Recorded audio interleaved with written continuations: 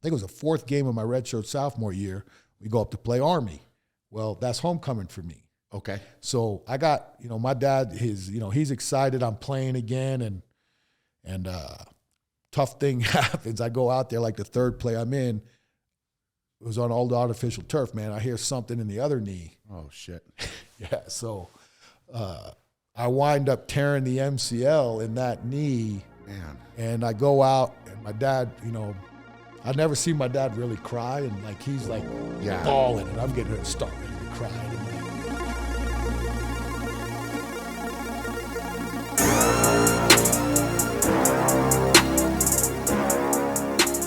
Welcome to the Shaw Strength Podcast. I am your host, Brian Shaw, and today I am joined by a legend in the strength game, Mr. Joe Kenn, 2015 NFL Strength Coach of the Year. I mean, you have a number of different awards in the strength game, right? And before we get into it, this is special for me. It's kind of like a full circle type of thing because Joe helped me out a tremendous amount when I was first getting into the strength game and learning. And I feel like we can talk a little bit more about that, kind of building my foundation. And, I feel like he's responsible for some of my success in the sport in a lot of different ways and impacted me in a lot of different ways. But glad to have you here, man. Yeah, I've been excited. This is a long time coming, man. And very happy for all your success and excited to be a part of this journey now in a more of a hands-on part of the team. It's been great. I mean, I've always asked advice, from you and kind of bounced ideas off of you, but this is the first time we're actually working together leading up to World's Strongest Man here in 2022, and it's been fun for me. It's something where I've learned a lot, and we can get into more of that, whatever. But it's been fun for Brian, but it's been the most nerve-wracking and hardest experience of my coaching life. So I'm glad you can have. He's calmed me down a lot because I get nervous over FaceTime and stuff. Oh, it is tough. It is tough being. It's tough. Yeah, it's tough being, not hearing hands-on, and you're a hands-on guy. For sure. I guess we saw that yesterday. Like it was just a different vibe for me and you, and just the good thing was that it was like we've been together daily, and I think that's relationship based. Big time. I think if our relationship wasn't 15 years strong, something in that area, and you hire somebody from a reputation standpoint or what you think there's value proposition to the training, but you don't know them. And you're trying to do things in this new online world of utilizing reputable experts to help you build a foundation of greatness, and then you meet them for the first time, there could be a different vibe. But because we've coached together and my attitude and my personality and that, I thought yesterday was like, man, I just had like I said, I had goosebumps all day yesterday watching you, Nick, and Gabe work because absolutely. It's just, you miss that stuff. And training individuals is a lot different than training a team. And that's where I think some of the internal pressure I put on myself, because I know what your goal is, and to be a part of that at this point in your career that you would call and ask it was a no-brainer. I told my wife, I said, Gigantor said he wants me to train him. She goes, well, you said yes, right? Like, I said, yeah. I was like, of course. But yeah, it's been cool. Like, and you, like we talked about, now we understand the space of this new world of bringing in partners, and now even like when should a coach that's not daily with you, what's the right time periods to make sure everything's finely tuned on site. There's a communications key regardless, but on site, talking to a guy between sets there instead of me yelling, James, Steve, can you hear me on the phone? I got to bring this guy over is a little bit different. So good challenges. And like I said, it's a learning experience for me across the board to deal with a high-level athlete in an individual sport. I'm not, except for training my son a little bit as a thrower, I've been in team sports. Yeah. And as you know, in team sports, playing basketball and Nick playing football, you can hide a mistake. Yeah. Yep. You know what I'm saying? There's other people that can cover for you. Sometimes that mistake's not really found out until the film session after on the next day. Well, now it's like, the individual sports, hey, everything that we are built to shows. Absolutely. And the toughest, then you bring me in for the toughest event, right? It's 12 events instead of 5 or 6. Yeah, so it's World's Strongest Man is 2 contests in one. Yeah, so it's been I've learned a lot. It's humbled me with what you think you know, and we've talked about who you are as a strength athlete, personal, and how that can relate, but then also the things that are accomplished by people in your space, right? In your element of again, you guys are doing things, and even the women, right? They're doing things that we're told are not humanly possible. And if you don't look at it from my perspective, and people would say I'm strong, right? But really, in this space, like I always tell people, you know how they use the term Joe Average. Well, I was a Class 2 lifter my entire powerlifting career, and Class 2 is pretty much Joe Average.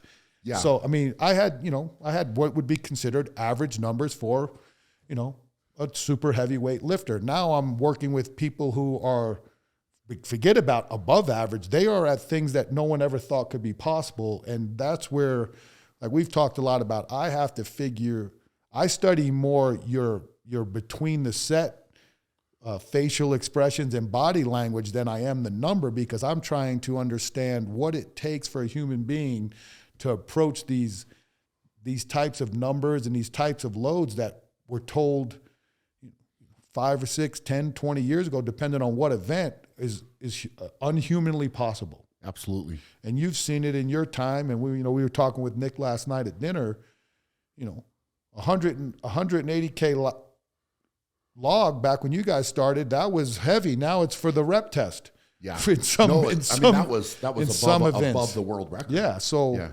it just shows you that when barriers are broken, it gives everyone else an opportunity to understand, well, it could be done. Yeah. And that's what I think you guys have done in the strength game. I think, the high level professional CrossFitters have proved a lot in some of the ladders they're doing, at the body weights they're doing. People are saying the body's not supposed to be able to do that. And you're right. For the most average person, body's probably not supposed to do that. But for the elite, they're showing you that the human body is very organic. And if you prepare right and you have the right understanding of how all these indicators of health and wellness come into play, you're going to turn out to be people like yourself and Nick. Sure. I mean, Nick doing it at my age. I mean, we'll talk later, but I mean, those guys, man, that's my inspiration to try to accomplish the things I want to, is watching what can be done at my age or even older. Well, see, the question is, and I feel like it's interesting, and we can go into more of this and our training. I think that, people are going to be really interested in that for sure. But it's like coming from your background, and you're downplaying yourself, and saying, okay, Class 2 this, whatever. Like you're a Division I. I mean, you played at Wake Forest football, right? I mean, so coming up, like for you, what was your childhood like growing up and going into that, getting into football, getting that opportunity to play at that high level at that point in time? Yeah. So I grew up in a town called Inwood, New York. It's on Long Island, but I like to tell everybody we're the first town that's on the city limits. Like, our town separated Far Rockaway, Queens, which is considered city limits. We were about 30-minute drive from Manhattan, but the easiest thing for people who understand New York, I was literally about a 5-minute drive from JFK.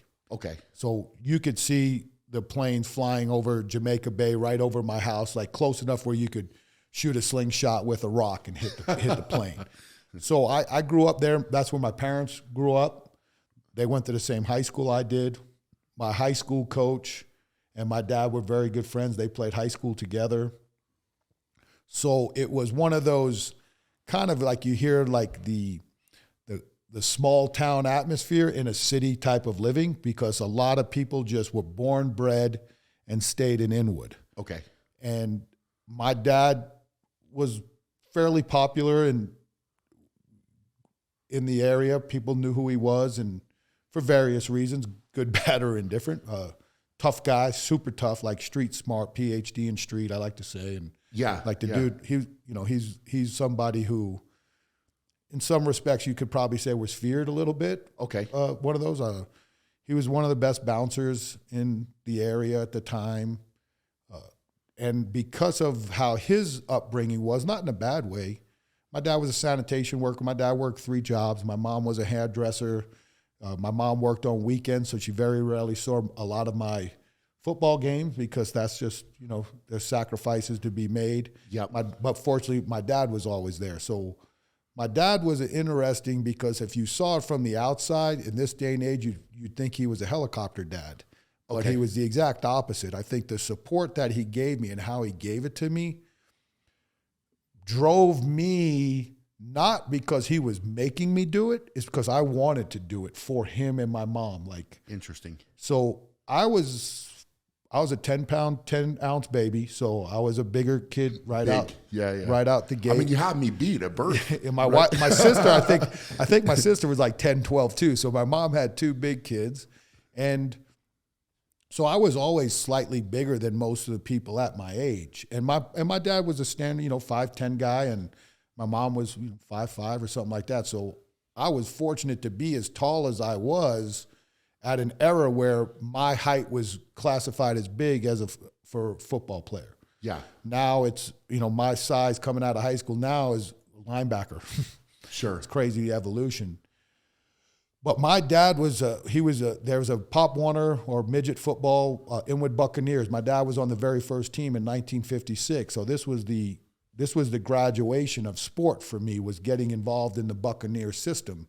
But my dad was pretty adamant about not starting me as early as a lot of these other kids, like pre-peanuts or pee-wees, which were, like your 6s or 7s and things like that. He was just, I never really got the reasoning why. He was just very cognizant of not rushing me into something. Was it because you were bigger than the other kids, or? I don't know what it was to be. I really don't, because back in those days, free play was at a premium. Now we don't do free play with children, and I get how society's changed. Parents are very more protective, and in some areas I get it.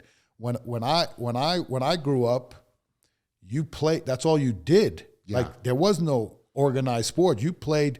Hey, I'll meet your 10 and you bring your 10 down to the park and let's see what's up. We'll play some tackle, rough touch, tackle football, and play in the street, ramming dudes in the side of cars, and hey, you run the route to this telephone pole and then come back and get me, and then, or hey, slow play this and run the guy into the car. When he goes down, I'll hit you.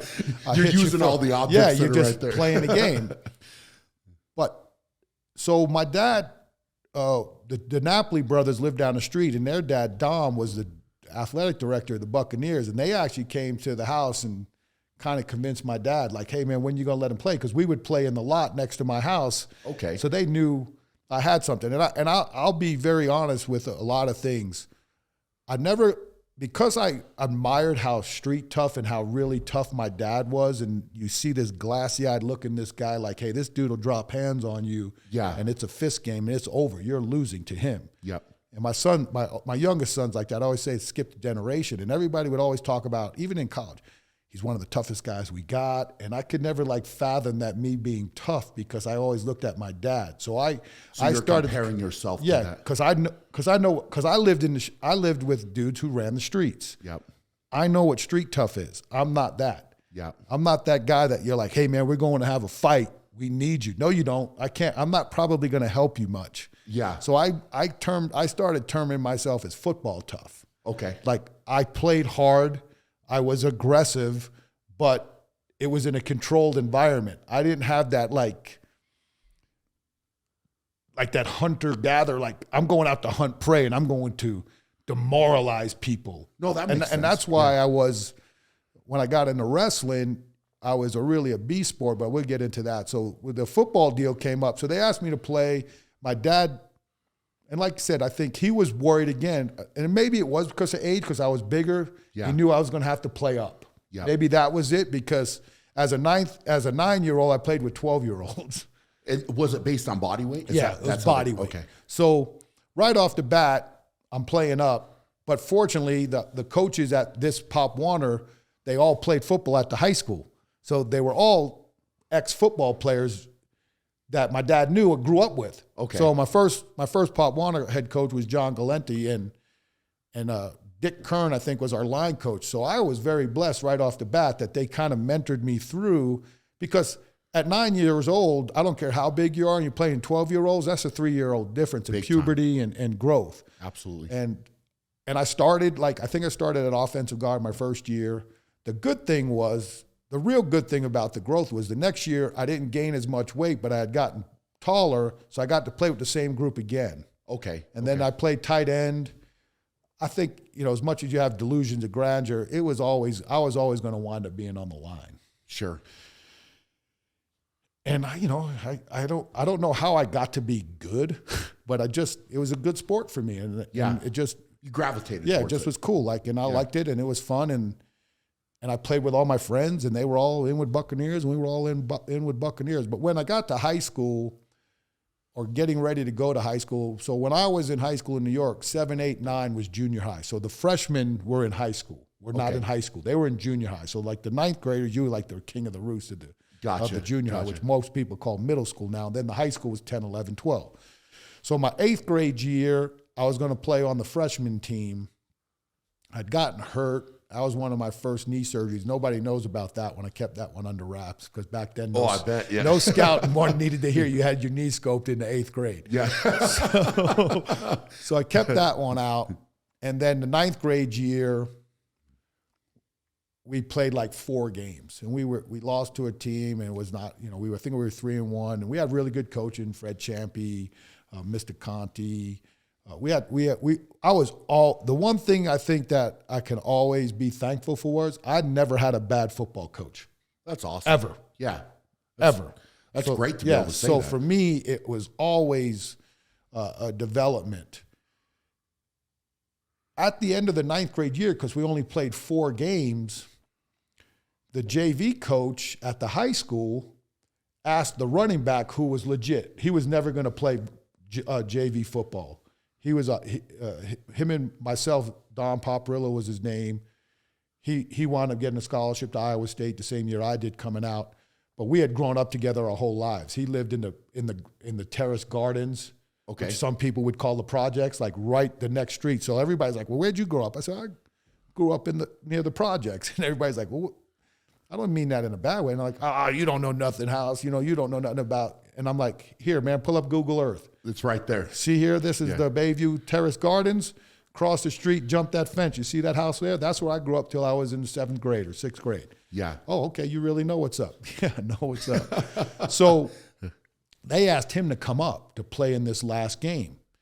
And then they needed a few other positions. They didn't necessarily need me, but somehow, I don't know if I went up to watch the practices or something, and they were like, "Hey, you might as well play too." Yeah. So I wound up playing 1 game of JV my entire career, and that was when I was a freshman that we weren't even in the same school. That's interesting. And it was fun, man. I played nose guard that game, started and had a bunch of tackles because all we did was we would slant me one way and blitz the linebacker the other. Man, I was falling into tackles. I had more tackles that game than I probably did my whole high school career combined. That's awesome. So, but at this point in time now, you're starting to get into lifting. And my first 2 lifting partners were in my garage. My dad had a bunch of weights. Okay. Some now, as I look back in historic stuff, man, we had standardized York 50-pound plates. That's awesome. Gold-plated ones back in the day. And I'm like, God, if I had those now, man, I would be loving life. I mean, we had stuff, old Dan Lurie plates from Long Island back in the day. I mean, I had so much cool stuff that my dad had that I didn't even know the history of it. I just knew that we had a bunch of weights in our house. Yeah. So the DiNapoli brothers started lifting with me, Dom and Mike. And that was the first part. But my high school coach was one of the forefronts of organized strength training in high school as far as you want to play for me, you're going to lift weights. You're going to be there in the summer. Back then, the in-season was very non-existent, but all the rest of the year, you were going to be in the after-school program. We had a lot of really good football players go through go through my high school. So it was very easy and my dad being a former player and supporting the program, I was going to Lawrence High School football games probably before I could remember. So that was, I mean, you were just programmed. Yeah, it was like, and it was like, you're going to be a golden tornado no matter how many. And I got fortunate that I was good enough that some of these Catholic schools were trying to recruit me, but there was no ifs, ands, or buts, man. I'm going to Lawrence. Like that's just there's just no ifs, ands, or buts about it. Plus I loved, I wanted to play for Rich Marlowe. Okay. I mean, that's who I wanted to play for. So, but during this time is when I really understood like where I kind of fit athletically. Maybe I knew that a little bit earlier than most. Like, I'm not jumping out the gym. I'm not running super fast. What am I going to need? Because as much as I loved where I grew up, and I relay 100% of where I am and who I am because of the people who helped raise me outside my mom and dad, like my high school coach, even my high school line coach. I mean, my grandparents lived with us, so I wanted out of Inwood. Like, I got to get a scholarship because I'm not working sanitation with my dad. Nothing against it. I did it a couple of summers, but I don't want no part of this. Totally. I was a New Yorker, but felt like I didn't want to be a New Yorker. Like, I'm done with this game of. When did you start thinking that? Like, what age? Like, probably 10th grade. Okay. When I kind of realized, wait a second, man, I might actually be good at this. Like, so the aspirations of a scholarship at that point, getting out. Yeah, like it was. That was a motivating factor. Yeah, for sure. And just to go to college, right? My dad was a really good football player at Lawrence. Then he went to prep school at Florida Air Academy, got a scholarship to Arkansas State, got hurt. Back then, guys were different. You lost your scholarship, they took your money. He goes, well, I'm not staying because I'm not here for school. Sure. I'm out. I'm going home. I got a job. I'm getting married. Game over. Sure. And I get that, man. That's how that era worked. Yeah. But he wanted better for me. Like, my dad was super, he's like my son. They were smart, but school was school. Sure. So because of that, my dad was adamant about school. Like, so he was pushing you. Oh yeah, that he never really, the whole athletic stuff was not so much of a helicopter dad, but the academic stuff, he was on me. Okay. On me. Like, it was, and the thing that sucks about when your dad goes to the same high school and the teachers stay forever, half the teachers and all the administrators knew him, so he could get my stuff before and then the high school coach, right? So it was. So he was on top of it. It wasn't. He had report card grades before I did, but what at this point in time, because my high school coach was so committed to getting, like I said, not people out, but opportunities like he had. He went to Virginia Tech, got to get a degree, came back to help people and raise them through what gave him his success through Lawrence High School athletics and Lawrence High School football. So he would open up the gym on Saturday mornings for a guy he graduated in 78. So he was a full 4-year plus window ahead of me. Okay. But he was a legendary, his name was Pete Antonelli, state champion wrestler, was way bigger than I was in high school. He was 6'5", 270 before that was even legit. Like, just a monster. Yeah, for sure. Or 250, excuse me, because of 250 but something ridiculous. Yeah. And I would go up there and watch, and it'd be Mr. Marlowe, Pete, and Pete's dad. Okay. On a Saturday. And he'd open up the room, and my dad would bring me up there for no other reason, just to watch. Never said really why he brought me up there. Yeah. But I think it was because, hey, if you want this, here's what you got to do. This is what it takes. Okay. And I got it. Like, I knew, like, I need to lift weights if I want any shot to be halfway decent at this. And I got right into the program right after, that 9th grade year going into 10th. Because my dad also drove the school bus. Okay. So that was one of his 3 jobs. He did the afternoon. He did sanitation in the morning, drove the school bus in the afternoon for the junior high and high school. So he would pick up a bunch of us at the junior high and drive us by to the high school so we could lift weights every day. God, that's awesome. Yeah, so it was. And then when he was done with that, he'd get in his car and come over and watch us lift.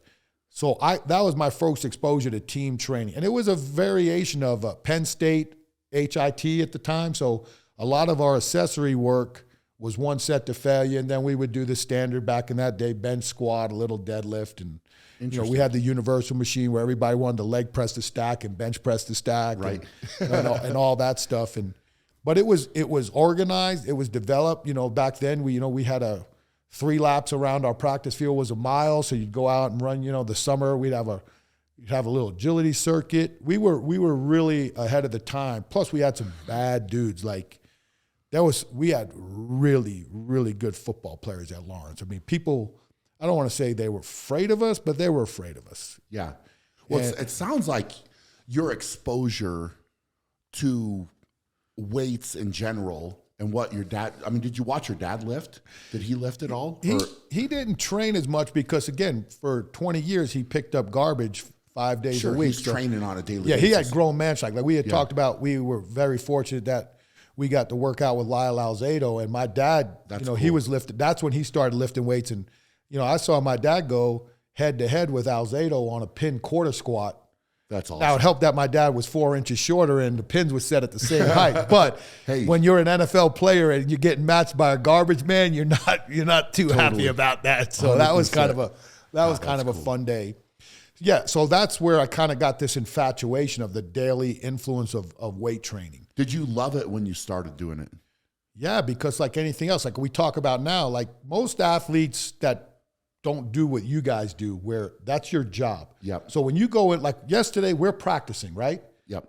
But for team sport guys, that's not practice. Nope. So it's a different, and you saw that when you worked with us. 100%. You're like, why do these guys not love the weight room? Because they're here to play football. Yeah. So it's a secondary means to an end. Some guys get it more than others, but the relationship between educating them on the whys and hows is different for guys like yourself who are highly motivated to prove stuff in the strength game.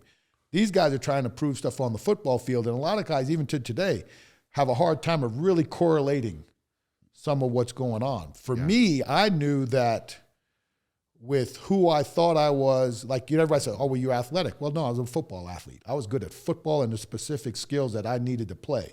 Could I have played DB? No, I'm not athletic enough to play DB. I was athletic enough to play offense and defensive line. Yeah. And that's what I was. I was a football athlete that was skilled at these fundamentals in this position. The weight training gave me the opportunity to enhance that. Big time. Mark Philippi said to me one time, if you give me a average football player and you do nothing with that person, in 4 or 5 years, I'm just going to give you a bigger, faster, stronger average football player. Interesting. You know what I'm saying? Because there's only so much that general, strength training is going to do if you're not enhancing your skills. Totally. I mean, how many guys have you seen that can squat 700 and can't drive block? Or vice versa, can squat 700 and can't displace an offensive lineman on the line of scrimmage. Sure. Whether it's a technique, it's a power, it's different twitch muscle. Yep. You can go as in depth as you want.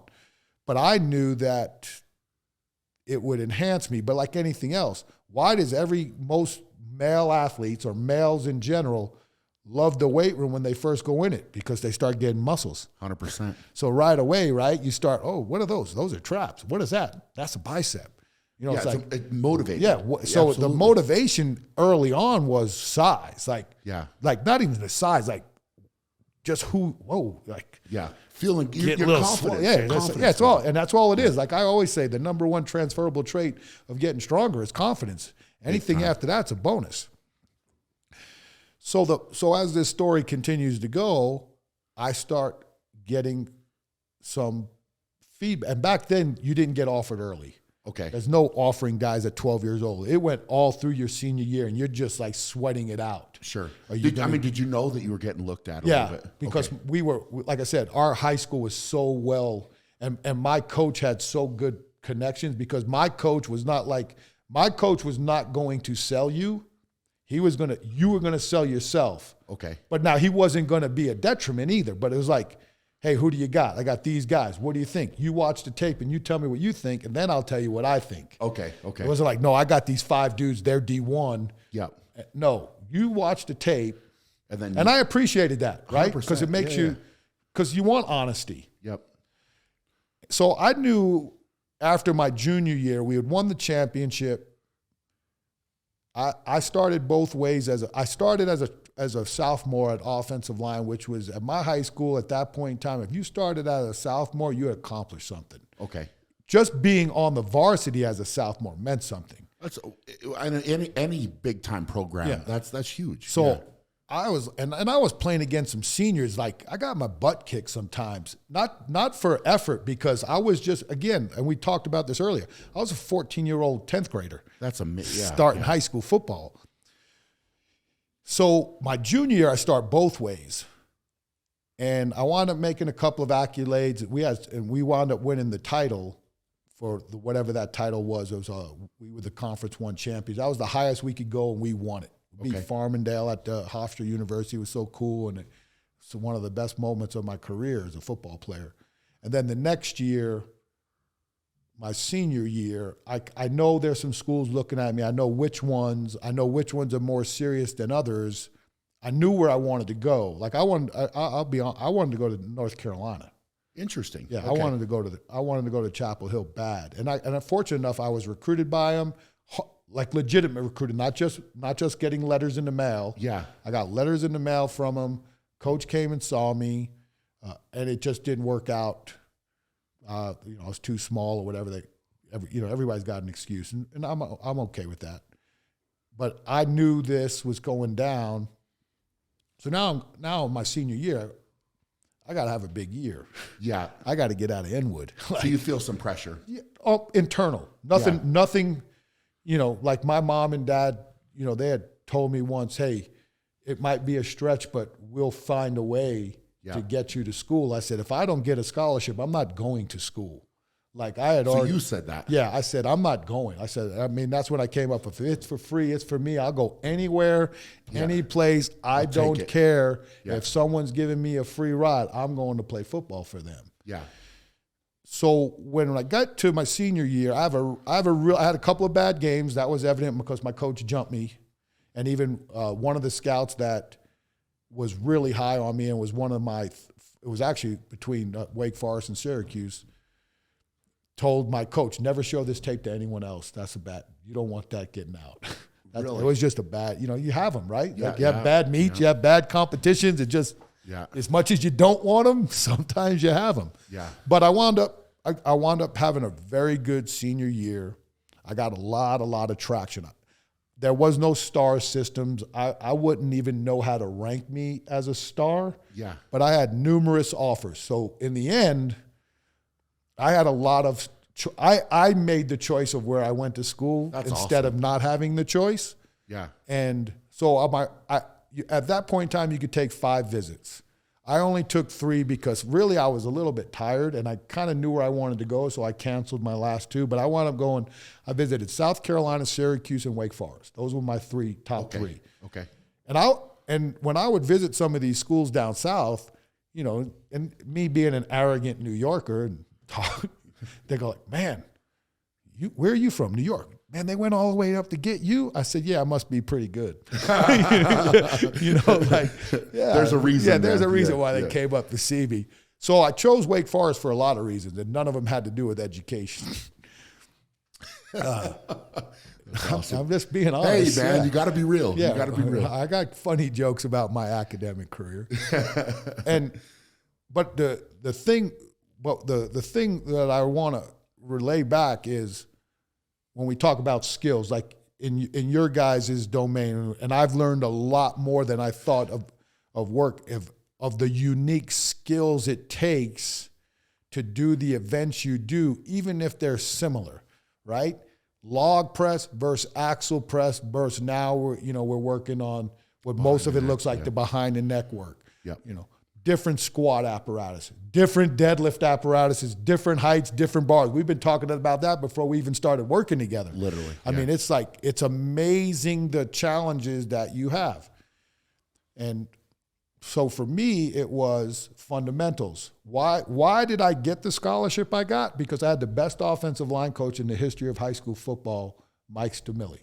That guy, another Lawrence graduate. Yeah. These guys are like invested into Lawrence. It's like craziness. That's awesome. So my high school coach played O-line too in college, but Stamil was our line coach, and the skills that he taught us were so ahead of the rules, within the rules, kind of, I don't know what it was, but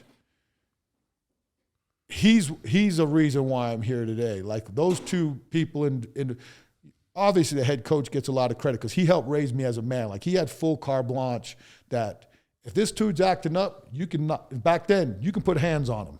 Yeah. And my dad that's what your dad said. My dad gave carte blanche. Like, I'll give you a funny story. So my very first coach I ever met in the hallway was the University of Virginia. I don't remember the name, but I was an 11th grader.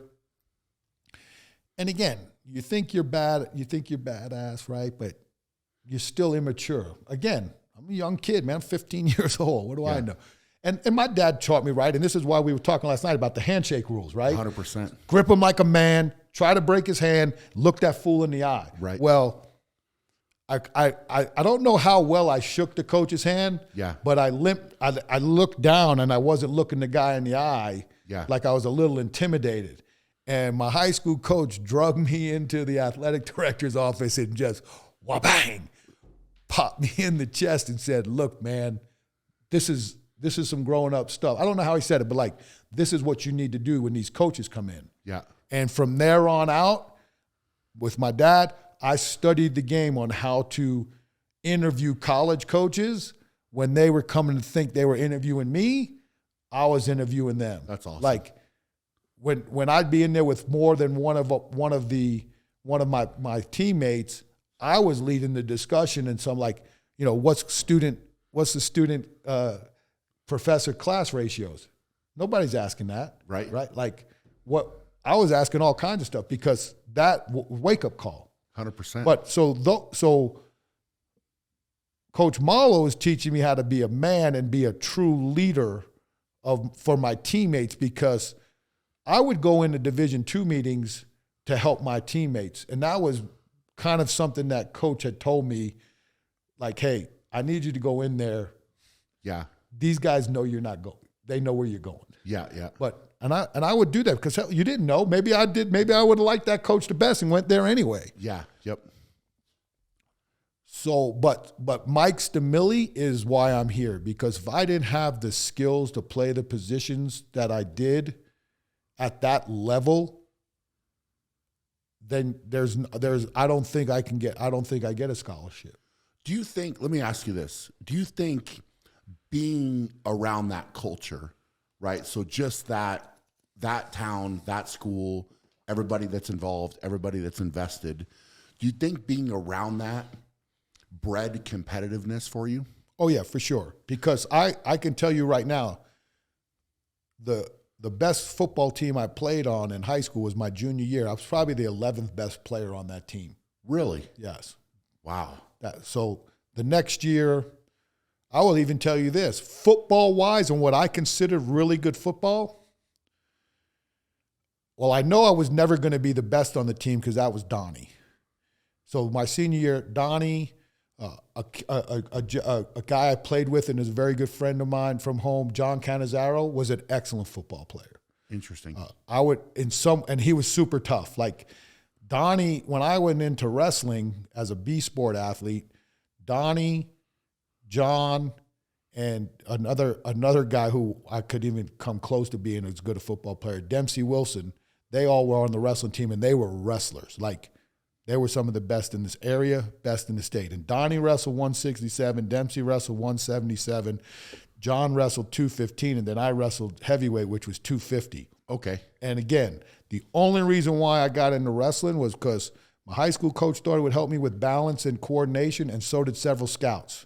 Interesting. But remember, I told you I was football tough. Yeah. Wrestling, you got to be tough. Yeah. So it was an interesting battle of learning how to get tougher, because those three dudes beat me down daily at practice. So you just walking in a train. Oh, I'm getting train wrecked. It didn't matter. It was like, boom, get slammed by Donnie. Boom, get rocked by Dempsey. Dempsey was like the lateral drop master. He taught me. I knew 3 moves of wrestling. I knew stand up and get away, lateral drop, and hip toss. And Dempsey taught me the lateral drop. And luckily, I pinned a lot of guys with the lateral drop. And then John was just a brawler. Yeah. Like he would just destroy me. And I always had the utmost respect for those guys because I just felt like in some ways too. Now Donnie went on in his career, kind of got cut short, but the other guys, like a lot of the guys that I played with that were very good, I almost felt like I was representing them too because I knew how good some of these guys were. Yep. And didn't get the opportunity I got. Yeah. Whether it was because I was bigger and I got a scholarship because I was bigger, or my dad kept my academics up so I wasn't an academic risk. Yeah. And so all that built into this ownership of who made me and how I got to be who I was. Yeah. My junior year, Henry Ferrara, we played 9 games. The guy had 20 sacks in 9 games. Wow. And he went on to, and again, another guy who went to college, didn't make it. Yeah. And that's kind of a story of a lot of people in Lawrence, that there was that unwritten story of like people would take bets, how fast are you coming home from school? Sure. So it was like, I'm going to beat that myth too. Yeah. I'm not coming back. So you're kind of up against that. I'm going to get, and maybe that's your own way of building self-motivation. But all that stuff, one, it gave me my love of the weight room. Yeah. Like it really, like it wasn't a chore. It never was a chore for me to go lift weights. Yeah. Like my dad, everybody goes like, what were your jobs when you came out of high school? I said, I really didn't have one because my dad was like, if you're going to, I'll let you do this but once you slack. Yeah. But like I said, that was the only thing that was like, my mom and dad were like, let him go. Let him, this guy, he's motivated to do it. I'm not taking him. I would go to the Metro Fit gym at 12 o'clock at night sometimes just because it was open. And I was like, I'm going to lift. I'm up. I don't know. I mean, let's go. And, back then you dress like the barbarians. I'd have the, work boots on untied, pull my sweatpants up to the knees, flannel shirt. Flannel. Yeah. Yeah, hell just, yeah. Rocking reverse grip benches and all that other stuff in high school. We were just, but I always lifted at the high school too. I just loved it. And so that whole thing, like you said, if you're asking, I think a lot of it. And I also think it helps me the way I coached. Yeah. Because I just feel like I'd like to consider myself a leader, and I think I've been able to do it in a unique way without, sometimes you're overbearing, but not in a way of being domineering, maybe. Yeah. You saw, how we coached. We'd get after dudes, but in the end, man, they all knew I loved them. 100%. Like, I had, and in that era of, it was still tough love coaching. Yeah. Now the evolution of how society's changed, it's a different type. You can still coach hard. It's a different type of hard. You gotta go where society takes you to go to get these athletes to know that you care for them, regardless of sometimes it may not look like you do. Yeah.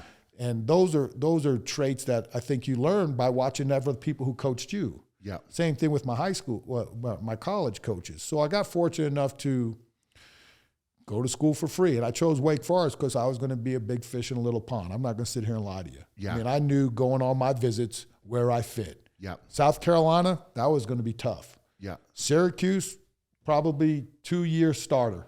Okay.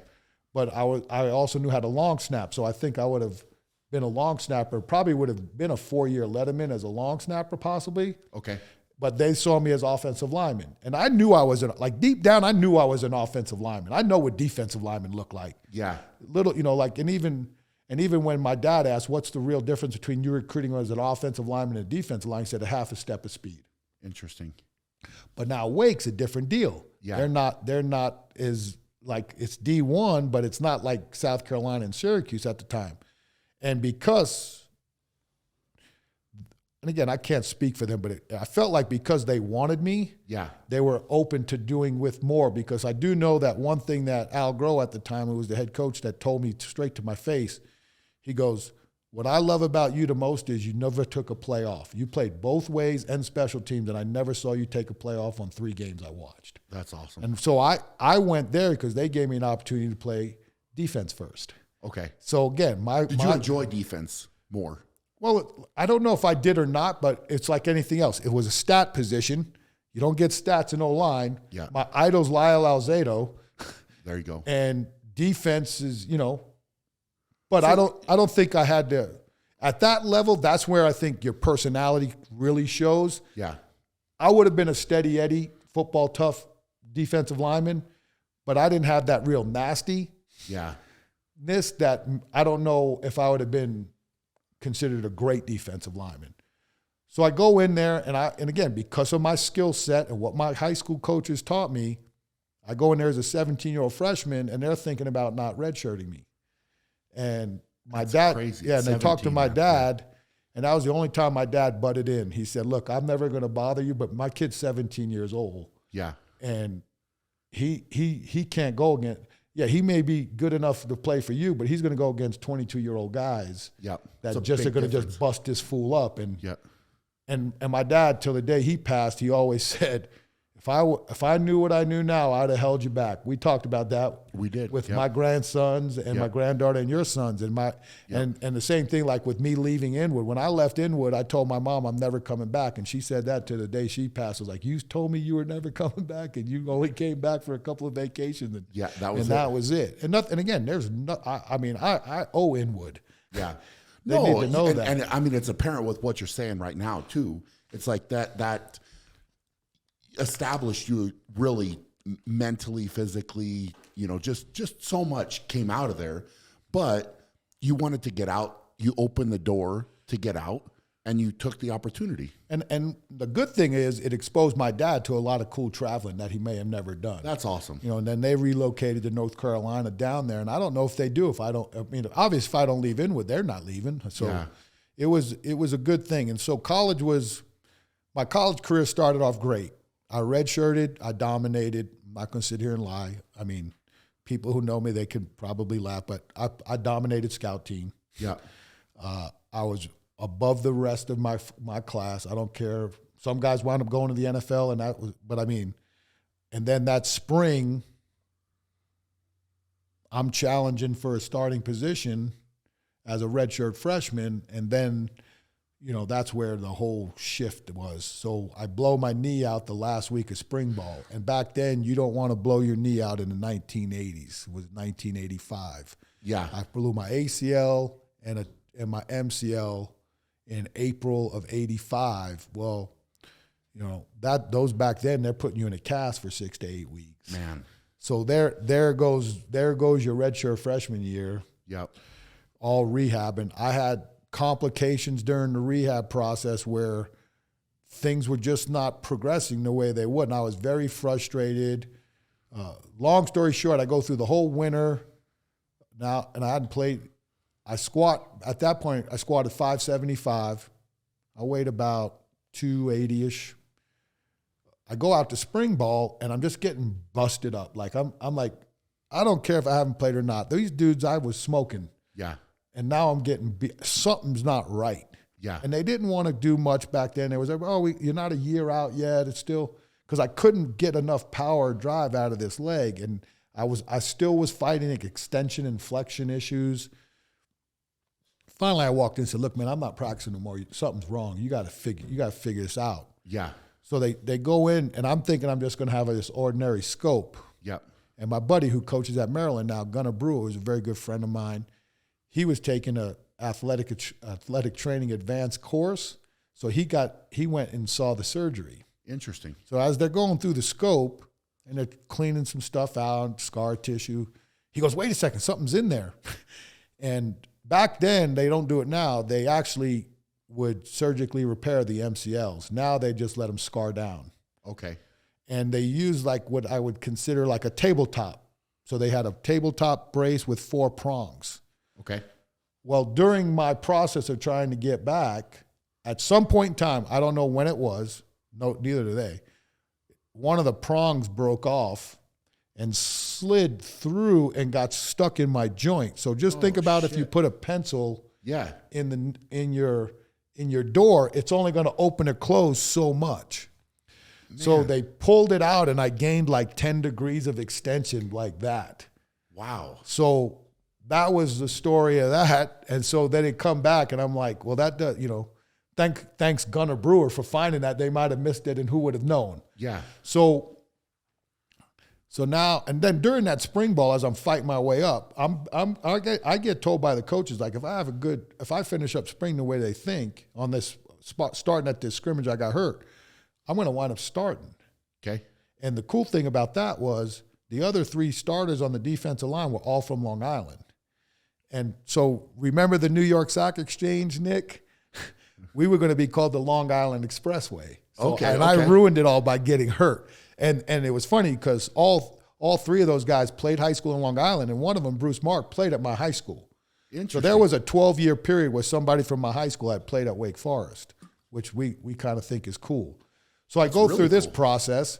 So now, during this rehab process, I was going back and forth, and I had done some rehab at the Long Island Sports Medicine Institute up in Mercy Hospital, close to Hofstra University in Hempstead, New York. So now I'm going into my third year, my redshirt sophomore year. I haven't played a game yet. Coming off a second surgery within a year, and they're asking me, "What do you want to? Are you going to stay the summer to rehab?" I said, "No, I'm going home. I'm going home. I know where these people can get me." At this point in time, when I was training at MetroFit full time, the director of fitness was Frank Mansueto. He wound up becoming my powerlifting coach after I was done playing. And I'm like, I'm going to go home. I'm going to train. I'm going to come back and squat 600. I'm going to be in shape, the whole 9 yards. Yeah. So they were like, okay. So sure enough, right, I come back, weigh 265. I did squat 600 that summer. I was jacked. Everybody's like, whoop, whoop, whoop, whoop, whoop. I go through two-a-days. I'm playing second team. Game start, I'm playing in games. I'm rotating in. Yeah. So I think it's the I think it was the fourth game of my redshirt sophomore year. We go up to play Army. Well, that's homecoming for me. Okay. So I got, my dad, he's excited I'm playing again, and tough thing happens. I go out there like the third play I'm in. It was on old artificial turf, man. I hear something in the other knee. Oh, shit. Yeah, so I wind up tearing the MCL in that knee. Man. And I go out, and my dad, I'd never seen my dad really cry, and like he's like bawling, and I'm getting ready to start ready to cry, and I'm like, man, he's like a kid, it's like just craziness, and it's funny how a year changed because they didn't repair that MCL. That they were going to just let it heal on my. So like a year later, it changes the whole thing. Yeah. So now that there's another year done. Man, that's out the window, right? God, 3 years in, and again, I knew I'm a 4-year starter at this school. Yeah. I get redshirted. I'm starting 4 years. I'm going to the league. Like even then, I'm like, and my high school, and it wasn't delusions of grandeur. I had people who never lied to me and wouldn't lie. Like they thought I could be that guy. Like I could do this. Absolutely. And now I'm thinking, damn, I actually got to go graduate from college. I wasn't thinking about any of that. I was like, man, I'm coming here to get in and get out. Yeah. Stay eligible, cruise out. And just go. So now there's a coaching change. And at this point in time, there was rumors about, well, this kid can't get healthy. Maybe we medical him. Yeah. So we have a coaching change, and Bill Dooley comes in and changes my whole life from a football standpoint. I always say the greatest thing about Coach Dooley, Whitey Jordan, and Cliff Yashida, who all coached me, was they saw something in me maybe at that point in time I didn't see in myself anymore, and they gave me an opportunity to be a has-been rather than a never-been. And I mean that's because I ended up with what I would consider a very good career that I always, now when you're at this point in your life, you always look at the positive. You don't look at, damn, if I didn't get hurt, I'd have been a 4-year starter in the league. I look at it like, I started 22 games in a Division I program. There's a lot of people that wish they could do that. 100%. So that's how I look at it now. And I look at it by having a coaching change. I got exposed to a lot of different stuff, and it gave me a very, as knowing now at this point in time I want to coach, it gave me a good direction of how to coach, who I wanted to emulate, who I didn't want to emulate. But so that when the coaches come in and I first meet Coach Dooley, and obviously they're going through all the people, and he's looking at me and goes, man, we got to get you right. You're the biggest guy here. That's awesome. Because now I'm rolling like 285, and all I'm doing is lifting, so I'm going to be the biggest. Like, my best friend is my college strength coach, Joey Bullock. Man, we're friends to this day, man. We just talked on the phone a couple of weeks ago. It was just me and him, man. He was the only one that gave me any hope. Yeah. I mean, we were in there just trying to get better. And like even he said, he goes, I can't believe that you were doing what you were doing with that staple in your knee. And I can't either, man. I was just trying to play. Yeah, just go. I didn't know no different. They didn't tell me what was wrong. I just thought that's the way it was. So when Coach Dooley and them came in, I was still on defense. I go through spring ball, I come out to start. I'm like, man, I'm actually going to start a football game for these dudes. Yep. But as life goes, you got to be able to hit curveballs. Same thing in coaching. Same thing as a strongman competitor. We're talking about strategy and there's something's going to pop up that you didn't expect, and hey, how are you going to respond? We get into 2-a-days or 3-a-days for us back then. They signed this kid. Now like the 300-pounder is just coming around. Okay. Just coming around and as more of a common thing. So we signed this freshman, Marvin Mitchell, 6'5", 295. Okay. They put him right behind me. And I'm like, okay, I see where this is going. Because now your business, now it's all business. You can see things. You heard they were going to try to run you out, the old staff. Yep. New staff comes in and says, you're too valuable for us because you're the biggest guy we got. Yep. We got to figure it out. Yep. And now they bring in this monster freshman and put him right behind me. I know where this is going. Yeah. It's like now I call it value proposition. Not a good value proposition for me to be a starter. Yeah. So we go through 2-a-days, and as we're going through 2-a-days, I can see them trying to find a spot for me. Yeah. Right? They move me to nose guard. They move me to 3 technique. They're doing this. They're doing that. And I'm like, as I see this is going on, I kind of get an idea of what's happening. Now, on the offensive line, we had lost a lot of very good players. Okay. And we were trying to figure out, I guess the coaches were trying to figure out where can we fit. Yep. And at that point in time, one of the graduate assistants, Mike Bertopis, was one of my very good friends as a teammate. And he was now the offensive line graduate assistant. Him and his wife at the time, or his girlfriend at the time, introduced me to my wife, my future, which was my wife. So Mike and I were very close because we also had the same deacon parents. So back then, the parents would kind of adopt you to take you for meals. Okay. So Mike was a senior when I was a freshman, and so that's how we were like. Same thing with Bruce. I wound up hanging out with all the older guys because I knew Bruce and the Long Island guys were all older. Yeah. So I always hung out with the older guys anyway, but I was always going to hang out with older guys. I was the youngest guy regardless of class. Yeah.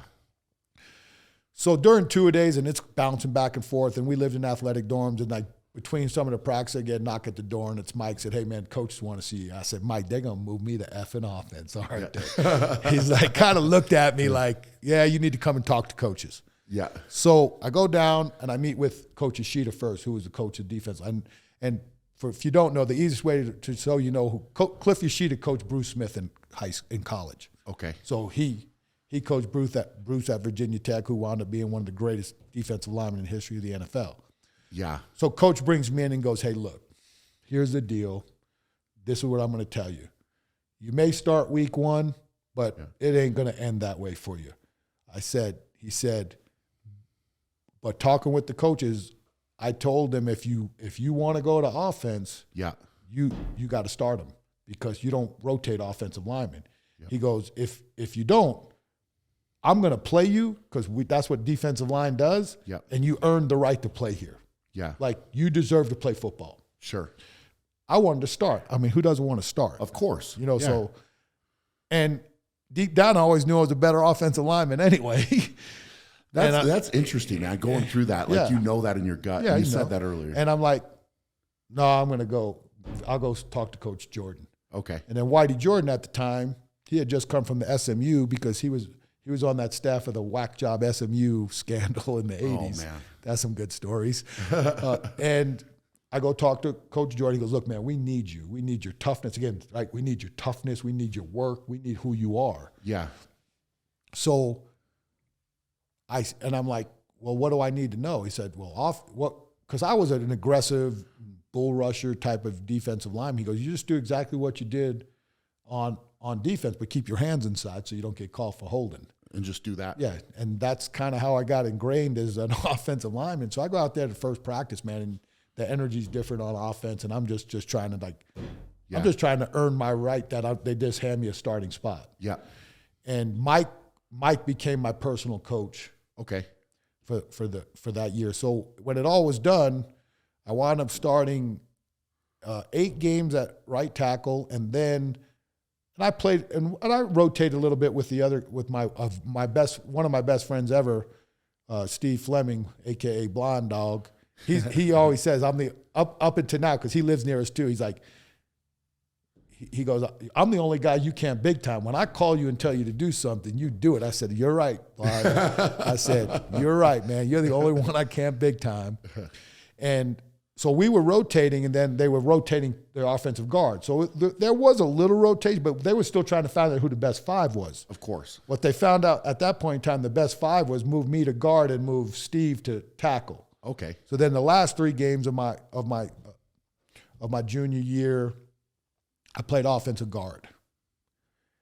At the end of the year, I was shocked that I won the Martone Award, which is the Lineman of the Year for Wake Forest. That's one of the major awards that you can win. That's awesome. Yeah. And then the next year, I started all 11 games at offensive guard. I showed up on some lists and stuff, but the truth of the matter was when it came down to the people who mattered, the NFL guys, I was a medical reject. The trainer, I was already diagnosed that my records were yay-ho thick. Sure. And because, again, remember back then, ACLs were like what Achilles are now. Yeah. You didn't want an ACL surgery in the 80s. Yeah. That was like, that was, now ACL injuries are like getting scoped. It's such the process has changed so much. It's like, if you got a clean ACL, man, it's like, man, what would he do? Tear his ACL. Yeah. Like back then, it was like, oh, you got scoped, no big deal. Now it's tear your ACL. Ooh, okay, no big deal. Clean tear. So, and I already knew I wanted to be a strength coach. I was interning with Joey in the summers. I was working with Joey. I had a key to the weight room. At this point in time, I'd been dating my wife for 2 years. She loved training. We were getting married, and I was a December graduate. I graduated in 4.5 years. So I did graduate, and I always say, like, what was your GPA? And I said, I was like a 2.45. I go, that's not very good. I said, what are you talking about? They told me I needed a 2.0. That's 0.45 more. I overachieved by 0.45. So then, like I said, I already knew what I wanted. Like, as soon as I knew it was a wrap, like, you have to come to grips with it, because there's still you don't play at that level if you don't have aspirations to play at the NFL. There's just too much work to go on. Yeah. So once I was told that, there's a little bit of a reality check. So I was like, fine, I'm going to go into coaching, and somehow I'll coach in the NFL. Yeah. That was one of my first thoughts. And I knew I wanted to be a weight coach. In 1986, my sophomore year, that's when I went all in. I changed my major to health and sports science. I joined the NSCA. I'm like, I'm going to be a strength coach. This is it. Right there. Done. All in.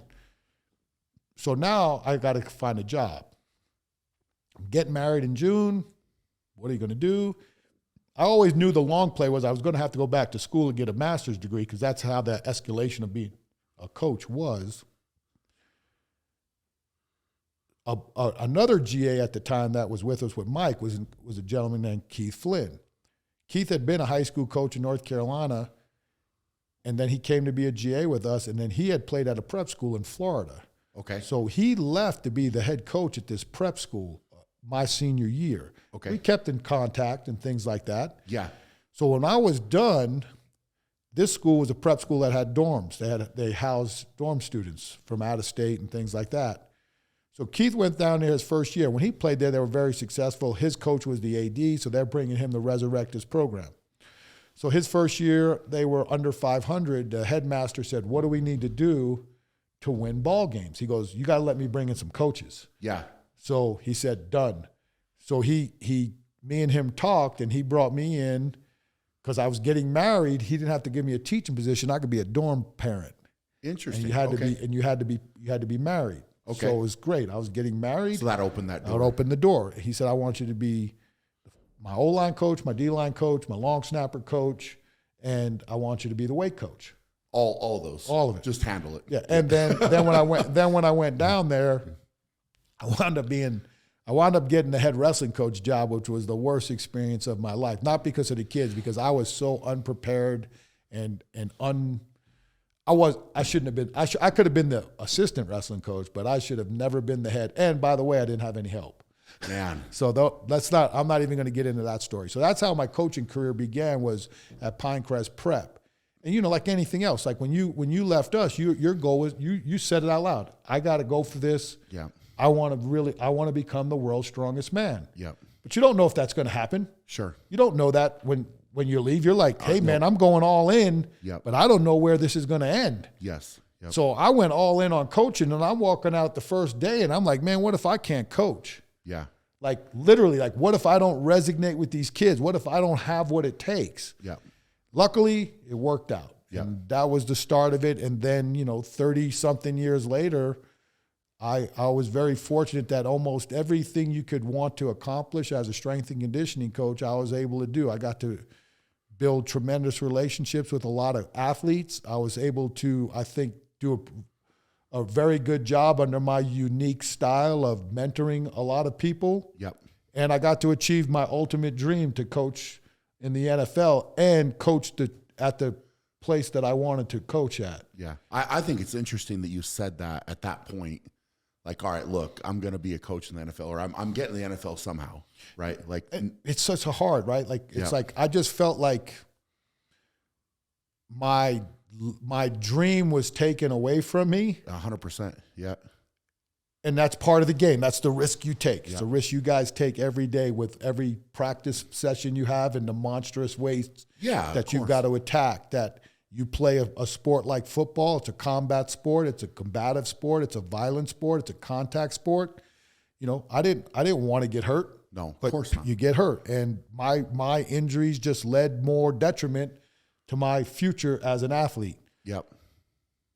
But I felt that, okay, what's the next best way? How do I build an achievement based off of what I just got knocked down a peg? Yep. Okay, well, if I'm going to coach, I think that maybe there's a path for me to get there. So I was and I didn't get into strength and conditioning to be like what now is a one sport coach, but I knew that was my long-term play. I got into it because I loved the weight room, and if I could rub any of that off into any athlete that was willing to walk in, I didn't care who I coached. Yeah. No, like we were talking, man, no one knows that I'm here for a lot of reasons, and there's a lot of people that are part of this deal, but I'm here because of June Doherty, the women's basketball coach at Boise State. I'm here because we just met, the woman who works for you. Yeah. She's related to one of the gymnasts I coached. That's amazing. At Boise. So Sam Sarmeyer and Tina Bird, the coaches of the gymnastics team at Boise State, Darlene Bailey, who was the volleyball coach. Yep. Those three in particular were the three people. Then there's, then the Ed Jacoby, the track coach, Greg Patton, the tennis coach. Those five people in particular, outside of the football coaches, Rod Jensen, the men's basketball coach, those people help me mold a lot of what's going on. Yeah. So my thing was, all this play was, I just wanted to coach the weight room. I didn't want to be on the grass. I wanted to affect as many people as I could. Yeah. And if I would have coached on the grass, I wound up being a line coach, and I'm only really affecting 15 people. Makes sense. Yep. And again, I just think there's a uniqueness in people as it is. But for me, in this world of strength, every time you talk to people, like, everybody knows house. Like, it doesn't matter, like, what sport. Like, oh, how do you know house? Well, it's like, I don't know. It just, and I feel like, even though during my growth as a human being and a coach and a person, I've gone through the arrogance phase, right? I've gone through I'm better than you phase. I've gone through FU phase. But I always had a lot of love and a real belief that the kids and the people who are willing to come work for me, I always wanted them to succeed. And you just learn, like we were talking with your wife last night, how you have to evolve these things to make sure that you can continue to stay relevant in something that's really important to you. And again, I always say the one thing that the NFL taught me was communication, how really effective communication is. And as you look at your career growth, every ever had this definition of what a strength coach was. You had the tough love, then you love them up. And then it was like negative reinforcement replaced by positive reinforcement. Yep. And like when I look from Boise State to Utah to Arizona State to Louisville to private sector to the NFL with grown men, yep, you're not an a-hole anymore. You ain't coaching like that. Yep. So now you look at how you communicate with these NFL guys and you build these relationships and you're still training hard. It's a different hard, but it's a smart hard, right?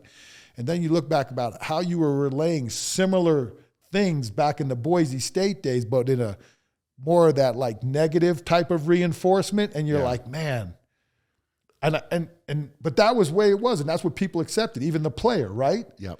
But like, you're like, man, or even like then just the whole growth is like, wow, if I could have, damn, the communication was just that wasn't good communication. Yeah. We thought it was, but it wasn't. Yeah. And now, but the good thing is, or the positive is, how many of those Boise State kids that I coached, how they feel about me. Yeah. And again, I didn't coach, that was more the football guys. The other sports were not coached the way the football guys were coached. For sure. So you can see how you've resonated with these because I was 100% invested in all those sports. Yep. Like I wanted them.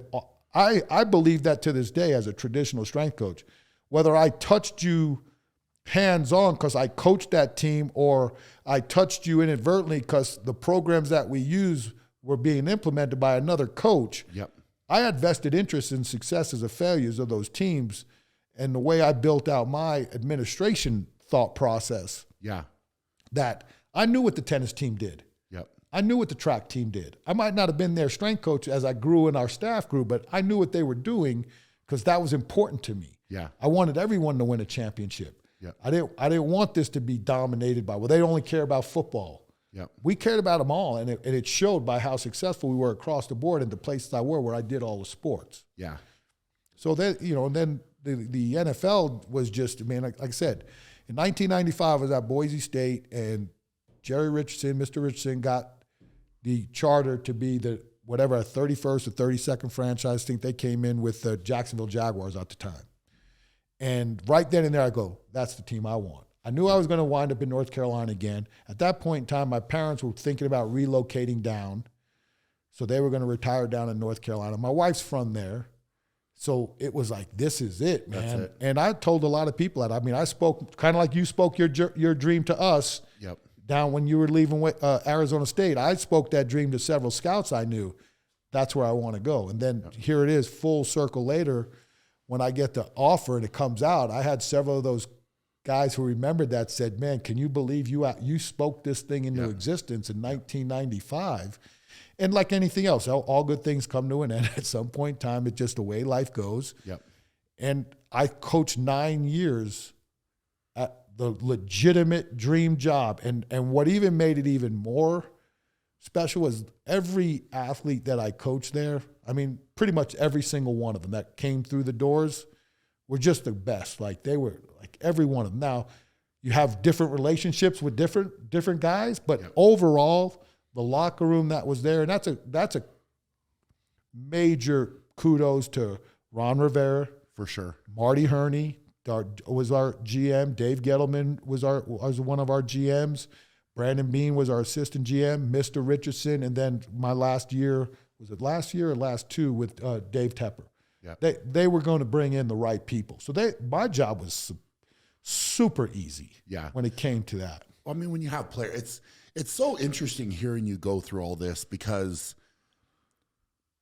the evolution of a strength coach, the profession, right? Like from where you started to where you built it up, all your ideas coming in, how you've touched so many different aspects of it.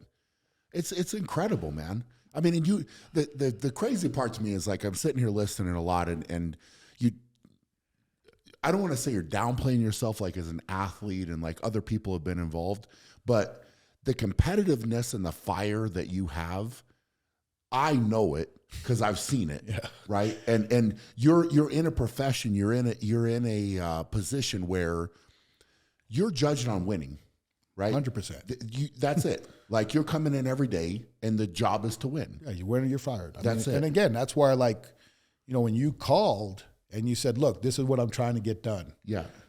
I'd like you to help me. And I'm like, okay, this is about winning. Like, Yeah.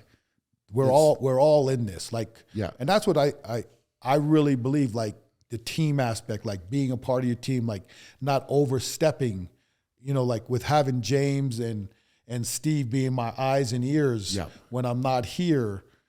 It's a team, like your wife, everybody, your Nick, all these guys you bringing in, it's whether they compete against you or not, it's part of the process. And, like I learned this from Ron Rivera, one of my, go-tos as when I'm teaching people about coaching life is like, know your role and manage your expectations. And I remember when we first started talking, I said, look, man, this isn't about me writing the program, it's about we writing the program. Yeah. I got to learn as much as I can from you, and you can learn from me, and we got to fit this thing together. So when it's all said and done, we know we did it together, and and we're all in and all out. And, absolutely. And that's the part that was a challenge to me, because I know how much this means to you. So I can't say it's going to mean more to me, but it's going to be 1% lower than what you got, because it's your legacy's on the line, your goals are on the line. You speak things into this. People know what you're going after. Just like some of the competitors you got, we know what they're going after. For sure. And it's hard, and people don't get it. And you want to see this tremendous thing occur, but there's always in the back of your mind, because it's sport. It's not written in stone that, hey, this guy wishing this to existence, it's going to happen on May 27th, 2022. No, there's 30 other guys thinking the same thing, and the guys who make the finals, as we talked, in this era of strongman, that's 10 legit dudes. It's not hey, these 3 of the guys. Who's going to figure out how to beat the other 3? It ain't like that anymore. I mean, we've been talking about that even before I joined the team. It's like, oh my God, this thing's getting too competitive too quick. And that's where, like I said, man, I got goosebumps yesterday. But man, when I'm at home, man, I'm like nervous. I'm like the night before, I'm like, oh, man, I need my guy to hit today. Right. I'm like, I hope everything's going well, and we got, this is big for this guy, man. I got to get, and like, like there's times where I have to be the voice of reason. I have to be honest. That's the hard part, like being honest with you, because I can't be a fanboy. No. This guy brought me in not only to do certain aspects of the training. You're talking honest. So, and just so people understand, so the first time I met House, I applied for an internship at Arizona State, and this is right after I got out of school. So my goal going through college was to be a strength coach, right? That's what I set my path, and it's kind of very similar to you. I was playing basketball in college, and of course, you wanna go, you wanna play like in the NBA, or you wanna play overseas, or you wanna do something, right? Anything. And it just kind of got to a point where I started to love the weight room more than I loved the game of basketball. And I just had to be honest with myself at that point and say, look, I love training, I love lifting, I love getting stronger. And so I came out and I didn't know exactly, where I was going to go. I went and, got my CSCS done and all that. And I was like, okay, here's my opportunity, right? And it just kind of opened up where Josh Storms was kind of like from Black Hills State where I was. And like, it just kind of was like, hey, here's this opportunity. So I sent in this film, and House has called me Gigantor a couple times. So we had to film this, and this is primitive, man. You're got like a handheld camera, like VHS tape kind of deal. Yeah, there was no YouTube back then. No. Film for YouTube. No, I'm going to the gym, and I can't remember if I ran through a bench press or something coaching, but you had to submit a video as part of like applying for this thing. And I didn't realize it, but apparently this video that I sent in, I was not fully in the screen of the video. And House came in, and Josh, who I haven't talked to in years, but I think he's the one that said Gigantor. Yeah. Right. Who's this Gigantor? I think we need, I don't know how big he is, man. I don't know what he looks like. Some kind of Gigantor or something. Because it was him and Leanne Blinn were doing all the intern stuff. But then we're like, all right, well, we'll see. And then this monster walks in. He goes, there's Gigantor. He's here to come to work. And but it was an opportunity, though, for me. Yeah. Right. And I remember walking into the weight room there at ASU, and I was just overwhelmed. And I remember coming down there, and, I was walking in, and this is now high level D1, right? And I remember like, all right, if I'm going to walk in here, I got to be strong enough for these guys to pay attention to what I'm saying. And so I was always training hard. And I remember coming in thinking, these dudes are going to be big and strong and whatever. And once we got into some of the training, I was like, holy shit, I'm stronger. Oh, yeah. I'm stronger than... Leanne was too. Yes, she was. Yeah, for sure. And I was working hard. I remember the day where you asked me to come over and train at your house, right? So normally you had this, however expensive the weight room was there, and we're like, you're going to come train in my garage, right? And we're in Arizona, 110 degrees or whatever. And I remember being just like over the moon that I was going to go train in your garage, right? And it was Friday afternoon, and then we train on Saturday. And that was my whole week was that, right? Like walking in there. And I remember I had to bring like extra shirts and whatever because you're sweating through it. But the one thing like with me that you did for me that I appreciated, I hated you at the time for it, but I appreciated more than anything was like with my deadlift. I was almost stronger than I was stronger to a detriment almost, where I was lifting with bad form, right? And I remember, and you were very blunt with this, but it was like, look, if your form breaks down, you're done, right? And then I had the video, and I remember I'd go in and I would watch myself, and I was like, all right, I started studying at that point. But you set that kind of barrier for me, right, where I had to hold my form. Right. And I'm not going to lift. And I was like, I can put more weight on the bar. I can lift it, but it would lift with bad form. And at that time too, and I don't mean to interrupt, but like at that time too, what was important about the form was because if the guys see you lifting with bad technique or the athletes you train lifting with bad technique, then they're going to think that, well, don't tell me how to do something and I'm watching you and you're not. Exactly. And that's part of the earning the trust and the relationships of people respecting you as a coach. Big time. And that, like, I remember leaving, like, being so frustrated at times, but it was, like, one of the best lessons that I could have learned at that time. And I remember, and I don't know if you remember saying this to me, but you said, all right, Brian, like, Gigantor, because I didn't get called Brian at all. All right, Gigantor, you got to think, where do you want to be? If you're lifting like that, your back's going to be messed up. You're going to be having surgery in a couple years. Where do you want to be in 5 years, 10 years, 15 years? You've got an opportunity to do something great, but you got to get this right now. And that just stuck with me as a foundation, right? It's like, you're going to build this foundation for something big. And I was like, yeah, I want to be lifting in 20 years, right? I want to be strong, and I want to do things the right way all the time. And that was one of the things that, like, for me, you set up as a foundation, because I truly believe if at that point in my career, because it's right before, I was just lifting because I love lifting, get stronger. It was right about, by the end of the internship, and then when we offered you the position, that's when I think that's when it got serious, when you got offered the position in the whole New Mexico State deal. But when we offered you, we were like, well, screw it, man. You got the GA, stay here with us. And then I think you were still like anybody else. Like, that's how I got into powerlifting was my career was shot. My buddy Frank said, get into powerlifting. And I'm like, I'm not strong enough to powerlift. Because it's not about that. It's about, you need to compete. And he was right. I fell in love with it. And I think with you, it was, man, I think there's something here. And now I'm watching how these fools invest their time and day in coaching. I don't know if I can do both. And you went, and again, that's where I appreciate all athletes who bet on themselves. You bet on yourself. You went back, remember, like you were working HVAC or whatever it was, trying to make a career in strongman, and then it paid off tenfold. And again, you spoke it into existence not because you had athleticism, which you did, not because you were naturally stronger than most, because you were. It's because of work. Like, I don't care what anyone says. You can talk all about prima donnas in professional sports. Most of them work very hard. Very, very hard. It might be a different hard than the guys in the weight room just banging. Like, it's a different hard if you're a professional weight guy. But them dudes work hard on their skills. Well, and touching on that point, I think you're 100% right. And it's a lonely road, man. For sure. Like, there's a lot of moments. And for you, too, people see you on the pedestal that you're on now, right? And you go to these conferences and you speak to all these coaches and you've touched all these different athletes. But there's some sacrifices that had to be made. Oh, yeah, we talked about that last night. It was it's tough. Like everybody's like, oh, House, I want to do that. I said, you guys got to look at the whole package. Like, I mean, we talk about I'm not here without these coaches. I'm not here without my wife. Like Big time. The sacrifices that the spouse makes or the significant other makes in coaching is like I was saying, like everybody's like, oh, well, I said, I've moved 7 times, right? Allegedly. I haven't moved at all. Yeah. I just showed up at the next job and went to work. Yeah. My wife has packed up 7 houses.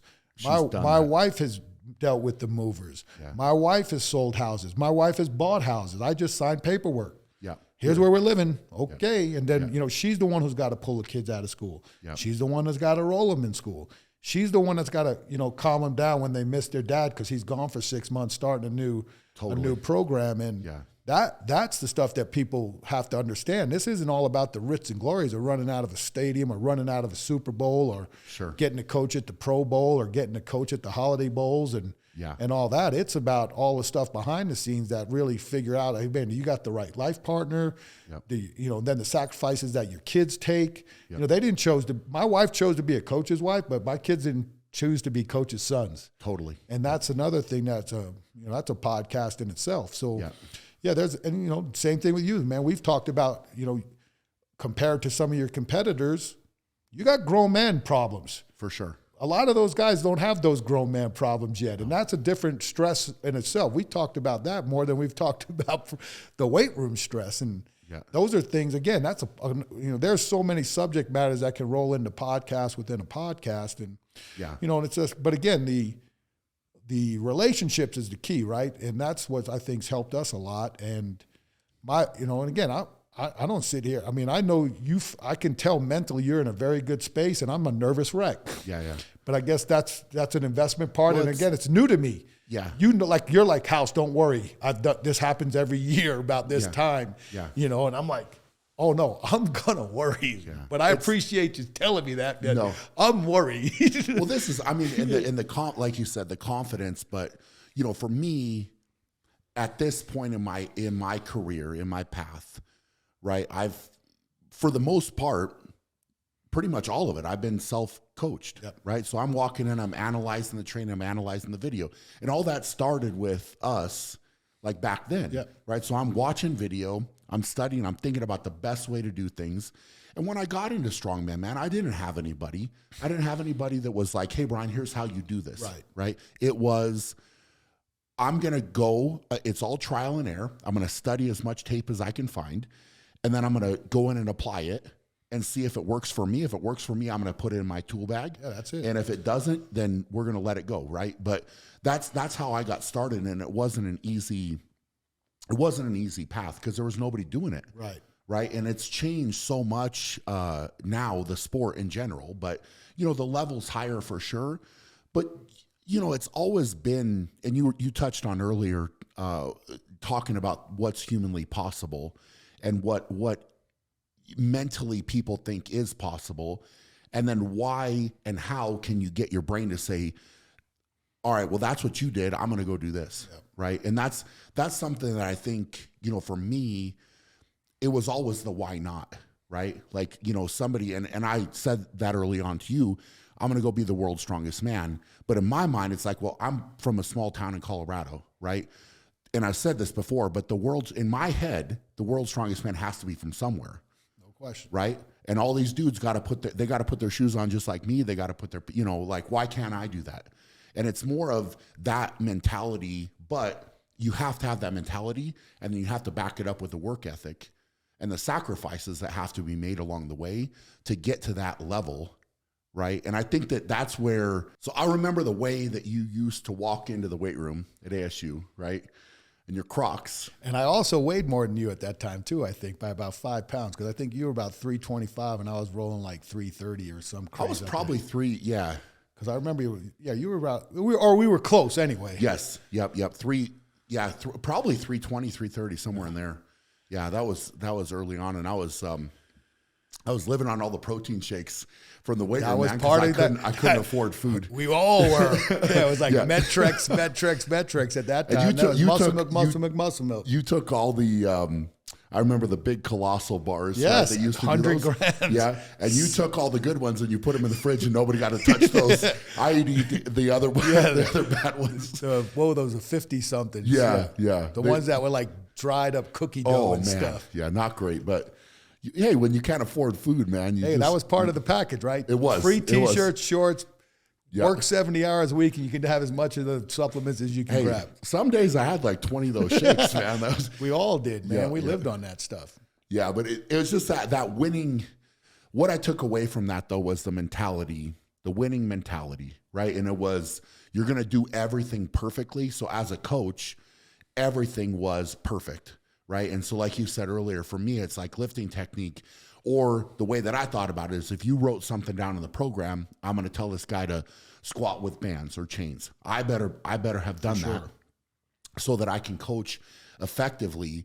And that's one of my biggest pet peeves, and one of the things that I respect so much with me is, hey, you're coaching me, but you're putting in the work too, right? So like you're got something, and I'm looking at some of these training sessions that you got me going, and I'm like, damn, man, we're doing 1,000 feet of yoke today, but then you're sending me a video and you're doing it too. Yeah. Right now, and again, it's all relevant, right? Like, yeah, but your loads are for, but again, and that's why I knew you could do it. Like, when I brought that up to you, and I was like, look, early on, I want you to be in great condition. Yes, you understand the strength part of being the world's strongest man. I understand the work capacity part of being able to recover, and the demands of what that looks like.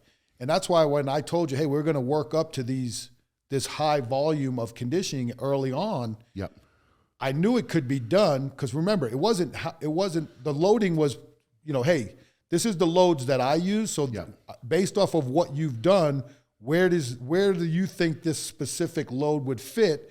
And we came up with that number and said, okay, this is the number. Let's attack it. And then during the process, it was, even when I do it, it's like, if I was in an event, what is my foot? We were talking yesterday. What's my foot pattern for me to be fast as I can? What's my foot pattern where I don't oscillate the yoke, or I don't spin the farmer's implements? And that was why I knew you could do it, because you are you're at the highest level of your sport. And if General Pop with a little bit of kicker in, a guy like me can figure it out and know, I know it's going to benefit you. Like, I know this guy can do this, and I know it's going to benefit him. And that's like, at your level, they're in lifting, you have to go to a miss, because you have to know what truly your maximal loading is. Sure. It's just the way it is. I always never wanted my guys to end on a miss, because I wanted them to end on success. And as you know, in that space, I didn't want them to set a PR and then get so excited to add more weight, and then they miss and they leave on a failure and forgot they set a PR. Because they're not there for that 405 bench. They're there to go out there and see if we can turn that 405-pound bench into him striking him in the chest. Where for you have to know exactly how strong you are. Sure. Because that's going to determine, okay, if I can do this and everybody can do that, I'm either ahead or behind. But like, for me to tell you, in certain respects, if we're chasing a max for this particular event, or if you can do 20 more pounds, we're not saving that on certain, put the 20 on. Like yesterday, we had a good session. Did we have more in the tank? Yes. But based off of what happened in between certain things, it was let's end there. I think and you're exactly right. I mean, at this level, you have to know what you can do, but also you have to be smart enough to kind of each session say, look, we got to get this out of it. Here's the goal. Let's win it, right? And take a step forward. And based off of the previous sessions, we know what, without telling people, we know what the cycle looks like. Absolutely. So yesterday, and then again, the atmosphere, right? It was conducive to having a really good session. 100%. I finally get to come to town. Nick comes in early for an event to spend time with you. Gabe rolls in there, who's going to be one of the 30. At Worlds, and you guys, it's just a good, you could just tell from the beginning, like when you picked us up at the airport, everybody knew it's a vibe. We're going to have a good day today. Yeah. And it was a great day when it was really for us, it was a great day. And you don't want to say great a lot, but it was a great session for us because we cleaned up some things. Yeah. It was, again, I'm all about people, like-minded people who want to see the same person achieve success. Yeah. Literally, like, again, it's like when Nick's giving you, and I'm like, yeah. Jump in. And then for you to know what Nick's accomplished in this high level of a sport, it's just more reaffirmation for all of us. Like, hey, we're on the right track. House said this, and then Nick said that, and it all kind of mixed together, and this is what happened today, and now I'm figuring it out. Like, like I said, we found this one cue. And I'm like, it took me 25 minutes to find out this cue that hits, 19 days before World's Strongest Man. At least it wasn't a day after World's Strongest Man. But that's coach. Yeah, that's the way it goes. Yeah. And so, I don't. And that's where this coaching job has been different. Yeah. Because I have to be the voice of reason. Yeah. I have to be a sense of reality. I have to have an unbiased view of things. But I also got to know that this one's go time. We have a couple of sessions that it's very close. We know what we've done in the past. We know what we've got to accomplish for you to, fly out. Yeah. And know that, okay, here's where I'm at. This is this. Okay, on these, I gotta just rely on experience. Yes. On these, I gotta rely on this. Yep. On this, it's this, and in the end, it's who comes consistently ready. Yep. And that's where everybody's fighting. Like, in this day in YouTube, we're scouting. Yeah. Let's face it. I don't care what anyone says. Yeah. Any of you. You guys are scouting each other. Yeah. Well, and it's all based off of what we talked about life. There's life issues. There's grown man issues. Yep. Most of you guys are understanding now that you can monetize who you are. Yep. And this is the game. So regardless of how you're putting stuff out, you're putting enough out where people are scouting you. Yep. I know I'm scouting them. Yep. And we've talked about that. Like, hey man, I like that. This guy would, and that's okay because that's what every other sport does. Yep. You guys used to do it under the cover of darkness, and now it's not being like that. So now the game has changed now because now people know, for the most part, with some of the events. Okay, I kind of know where I fit with this guy right now in training, and or is he showing then it's how much is he showing? Yeah, is this a little teaser, or is this where he's at, or can he go more, or what's it look like? And so it's a whole different, it's mind. Yeah. That's the big thing is, and that's where for me as the coach and being an advocate for my athlete and to champion the athlete, like the other day, I told you I was proud of you because it was a tough day and we needed that. Like, sure, you needed to go to a different spot for that day to be successful. Yeah. So I'm not going to tell you I'm not proud of you because I know how hard that was to pull it. We had to pull that out, and you pulled it out. Sure. Because sometimes it might not happen. Yeah.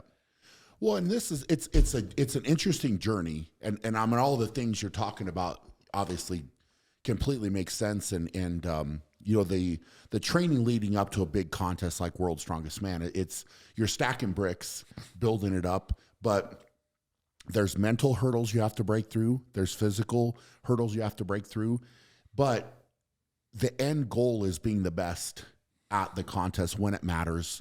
And, that's something I've talked about when I've talked to other, lifters or seminars or whatever is, look, it's great. It's great that you can have a video on your phone from what you did in training, right? But when you show up to the contest, you can't walk out there and say, hey, look at this log I pressed in training, and walk up to the judge and show him the damn video and say, hey, I want credit for this. Nope, you got to do it right when it matters on the day. And so it's keeping that end goal in mind and showing up and being ready on game day.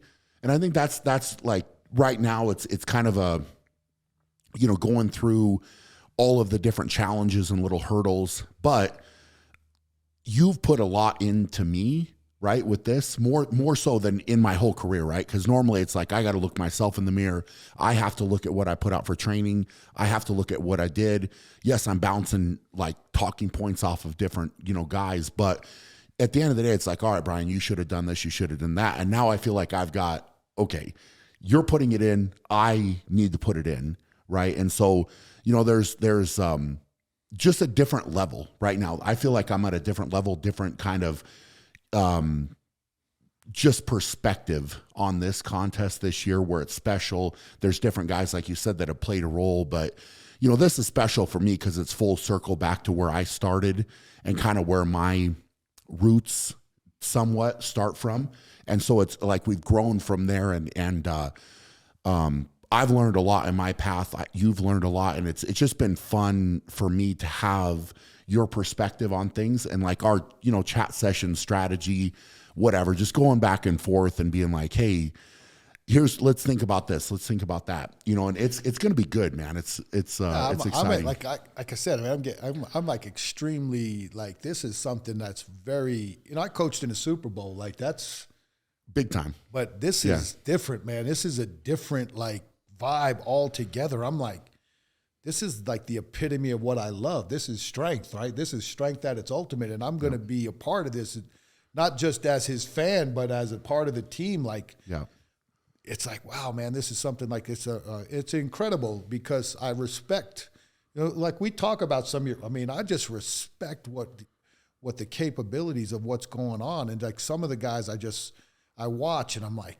God, they're just talented and I think they know it, but has somebody outside their circle that has like my background walk up to you and say, hey man, you're legit. Like, I know you don't need to hear it from me, but like, you got like again, man, I've been talking about how many years I've been talking about Nick Best. Yeah, for like, sure. Nick, for sure. That's my guy. Like him and Mark Felix, those dudes are keeping me rolling. And I'm like, and then you get to meet him. It's like idol stuff. Like I grew up idolizing Lyle Alzado, and I got to train with him. Like my dad, and now, and to meet Nick is like, that's like, man, it motivates me. Like, look, man, I'm probably not going to be that, but it's going to motivate me to be the best and the strongest that I can be because that's what I do. And I want to do this. I'm in the long game, and and the things like when we talked about at this point in my career, like the things that I'm learning and we've seen it pay off right now because of the things we can see in your training. But, like the readiness stuff. That's not fun. It looks fun when you see the exercises, right? Oh, we're going to do 4 rounds of this and man, I'm going to get a pump. And then, 15 minutes later, you're like, F this, man, I'm done. Is that the workout? But there's value in it. Like, and again, we all adapt, and this was adapted from Matt Wenning, and I think you can adapt it through some of the extra workouts of the West Side Barbell model and where it's strategically placed in a workout and what the value of it is. And then as we grow with this and we learn more about you and your body as you continue to mature through this and where your future goes, then it's going to become very, very specific and unique to each individual. Like, mine is so based off of all the compensation issues I've had, all the injuries I've had. And now because in certain parts of my body, like me and Nick were talking, like the way I train my upper body is different than I train my lower body because of the issues. Where now you say, okay, the readiness is supposed to be work capacity, but I still need some strength. So I'm going to still go high volume, but now I'm going to ascending pyramid. So I'm not doing 4 sets of 25. I'm doing like 25, 18, 12 or 21, 15, 9 to get a little more strength in there because that's what I need at this point. When I can get as healed up as I can, then I can rep it back out. And as a coach, if I'm dealing with specific athletes, all these packages now it's you don't want to say plug and play, but it's plug and play. Like you see in your sheets, there's like 8 different categories. You're not using all 8. But in some cases, I use all 8. Yes, for sure. And that's where we know what you need. Yeah. Limited. Some things we touch on, some things we pull back. And that's the process of programming and working with the individual athlete, because you don't want to overexpose them. Like yesterday, we made a couple of adjustments of, okay, this is what's available to us at World's Strongest Man. Yep. Let's start doing it now so that when you do it at World's Strongest Man, it doesn't throw you off your game. Totally. Yep. And you know what it's going to feel like. You know how long it's going to take. You know what you got in the yard for prep, and off you go. And that's the part of the commiseration of being a team, right? And then exposing new athletes to this stuff and like, oh, I like this, man. This is smart. Or, hey, man, where'd this come from? Or how did you think of this? And that's the best part. And the best part of me working with you is really learning now how event strategy, right? Big time. How to understand different loading parameters. And again, that's where, if you see our notes, a lot of it'll say athlete auto-regulates loading on this event training. Yep. Because of the experience. Yep. Yep. You guys know that, okay, if this is at the event, this is where I need to be very effective in my training loads and volumes. Yeah. Without overshooting my potential for the meet. Of course, yeah. And that's been the hard part. Like, I shouldn't say hard. That's been one of my learning. And we talked about this. Like, if you're going for a max deadlift and your goal is 1,000, do you pull 1,000 in training or do you save it for the meet? The old Ed, almost like the old Ed Cohn. Yep. You only got, and that's what I believe this. And that's one of the things that I thought when I came into this process was, you only got so many max effort lifts, and this is guys doing it longer than most. How many more does he have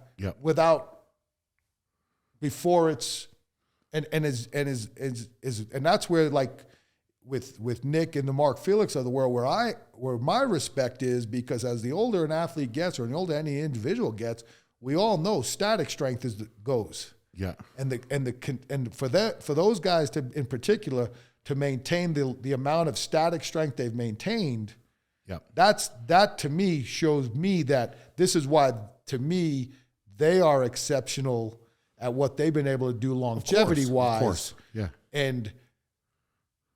But the guys coming up now, like we've all talked about, the evolution of breaking these barriers, well, the younger guys are pushing barriers that took you guys longer to get. Yep. How long can they maintain their careers with doing the loads that it took you guys, first 10 years of your strongman career to accomplish, because people were still were like, no one can do that. Yeah.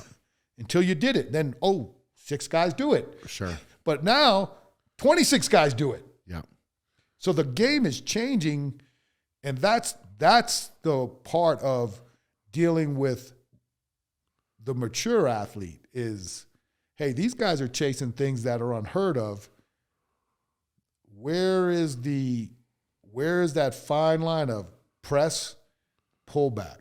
That's that's where, like, we always talk about math.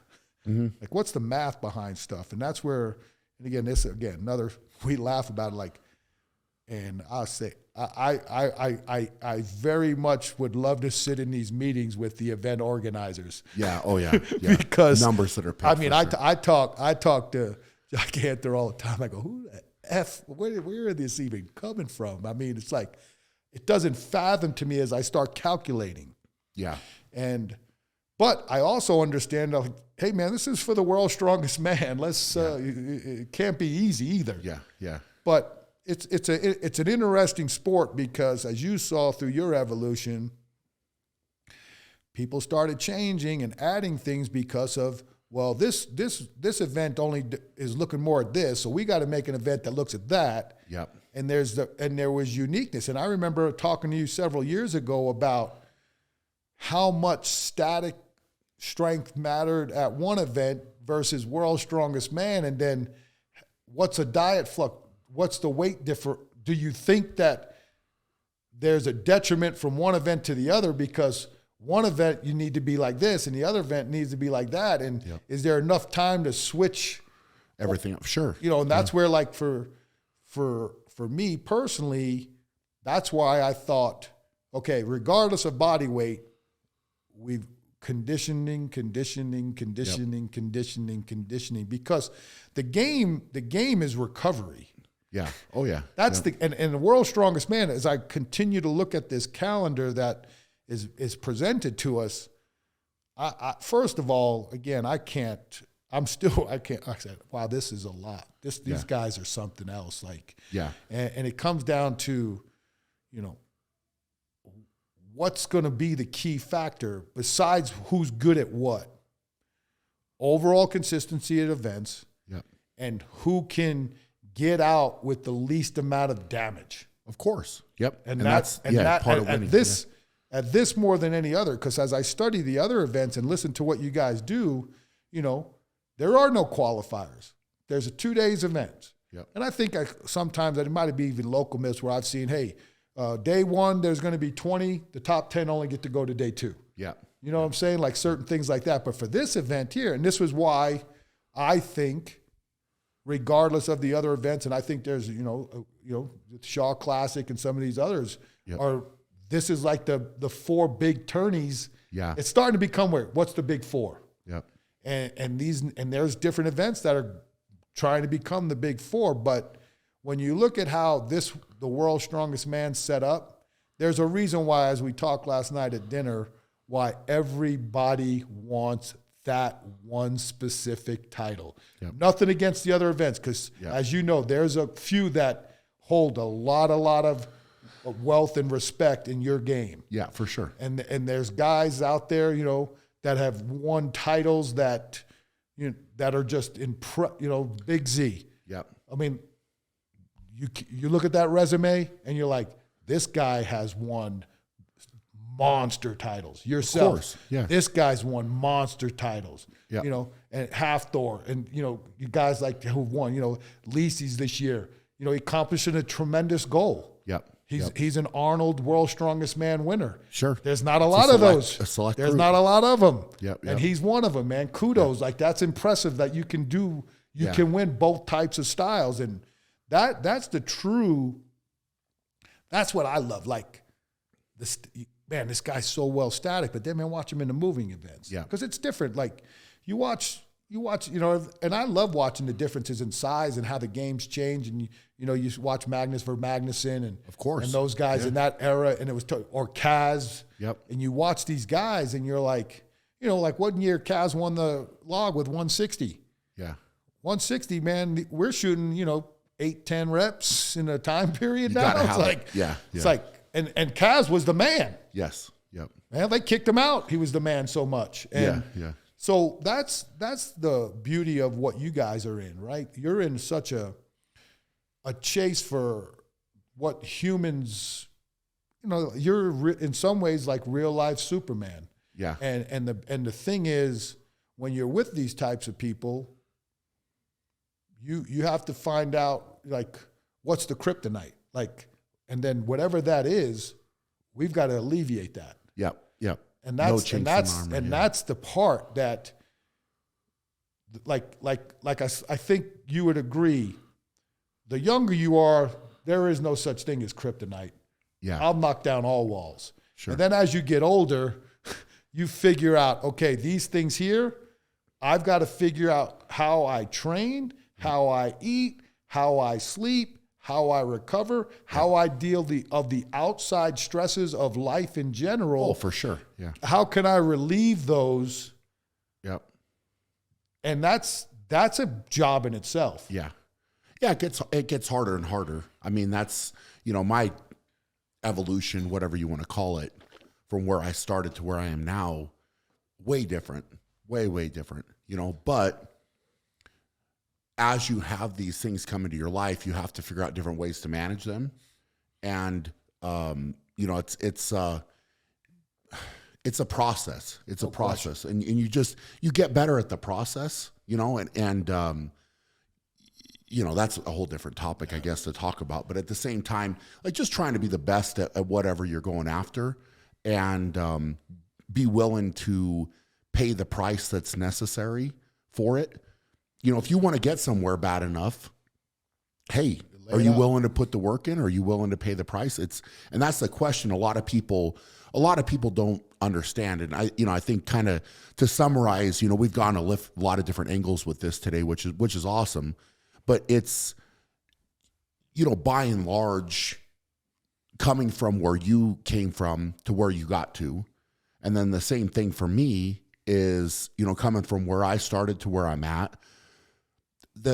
It's easy to sit here and have a conversation and, okay, well, yeah, I just did this and I put this in, but it's so hard to talk about all of it as a whole, the whole body of work, and paint that picture for people.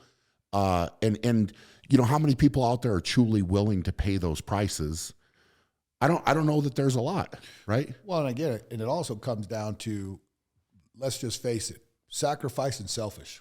Yep. I mean, there's going to be a lot of sacrifices, and the fact of the matter is, and I know this, like it's a trait that's made me very successful, and it's done a lot of great things for my family, but my selfishness has also been a major detriment. Like, I hear certain people talk about, house. I was like, man, I'm trying to live, but in a certain way, and trying to be a better person in certain respects, from a dad, a husband, a grandparent, but I can't get out of my own way with my selfishness. Like, I'm going to train.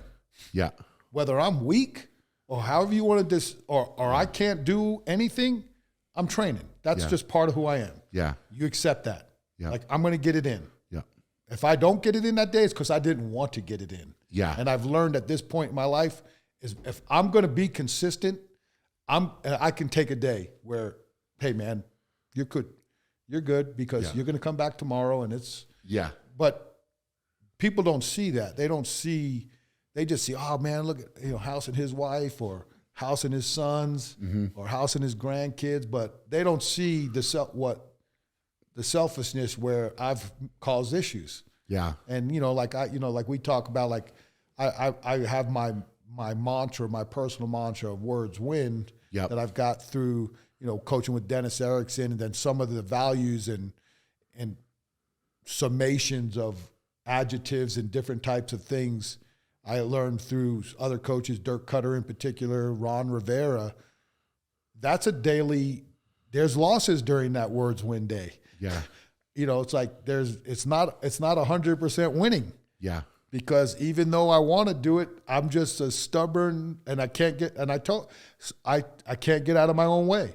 Yeah. And but I always go back in my head to kind of like, well, we wouldn't have all this if I did get out of my own way. Sure. So it's like, and then you go back into that whole circle again. But though, if you really look at anybody outside sport, I think if they were really honest and they looked in the mirror, they would say, yes, there is a lot of selfishness in what has occurred, because if there's not there, it's hard not to be. Even the greatest philanthropists of the world. Yeah. I mean, how did they get to become a philanthropist? It wasn't, they had to have done something where it was like, hey, I got to do all this stuff. Sure. And I can't speak for them, but I just think that they're selfless.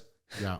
And I think I'm some of that. Yeah. But the selfish part has allowed me to be selfless in other ways. Like I've done, like there's times where my own kids are like, man, your athlete was like, man, your dad is this and your dad is that. And I'm like, he done that for me. Sure, sure. And I don't even know I'm doing it to the guy. Like that just shows you how you're just, how do you know I haven't done it for you? But he sees it a different way because his background is different than yours. Yeah. So that, and again, I don't know if I don't want to say it's a detriment. It's just part of the deal. Like you said, man, you don't chase greatness and don't chase, hey, I want to be number one, whatever that means, depending on, in your world, it's objective. Yeah. Win the event, you're the champ. Yeah. My world, it's subjective. Sure, sure. And so I didn't ask to be, I didn't just come out and say, this guy's this, or I've done that. People have said that for me. Sure. Hey, I mean, I'm humbled, honored, like, wow, like really, that's what, I didn't ask for it. It all came back to everything that has been out there was, hey, oh, you created this program. Sure. Because I wanted to coach my kids better. Yeah. I mean, June Doherty at Boise State said she was tired of doing the old football programs. Yeah. So I took that upon myself to find something else. Or, hey, I didn't like the way kids were getting trained out of high school back before high school strength and issue. We need to do this. I didn't do it for any other reason that I got to take care of my people. Sure. Well, and I think you're using the word selfish, but you could probably intermingle that a little bit with you're driven. You're driven, right? So it's like, but when you're driven, there's choices that I've had to make too through my life, right? Where I've had buddies that went early on, right? Hey, Brian, let's go out and party. Let's go do this. I'm like, nope, I am not doing that because this is my goal and where I want to get, right? So is that selfish? Maybe yes, but it's also because I'm driven and I want to get somewhere. And so the framework that you've laid and the things that you've done, it's just a discipline. And like you said, chasing greatness in your field, in what I'm trying to do. And yeah, man, I mean, my wife is a superstar too, like behind the scenes. And she's kind of an unsung hero in so many ways because everybody's like, oh, Brian this, Brian that, right? Like I'm the guy out in front.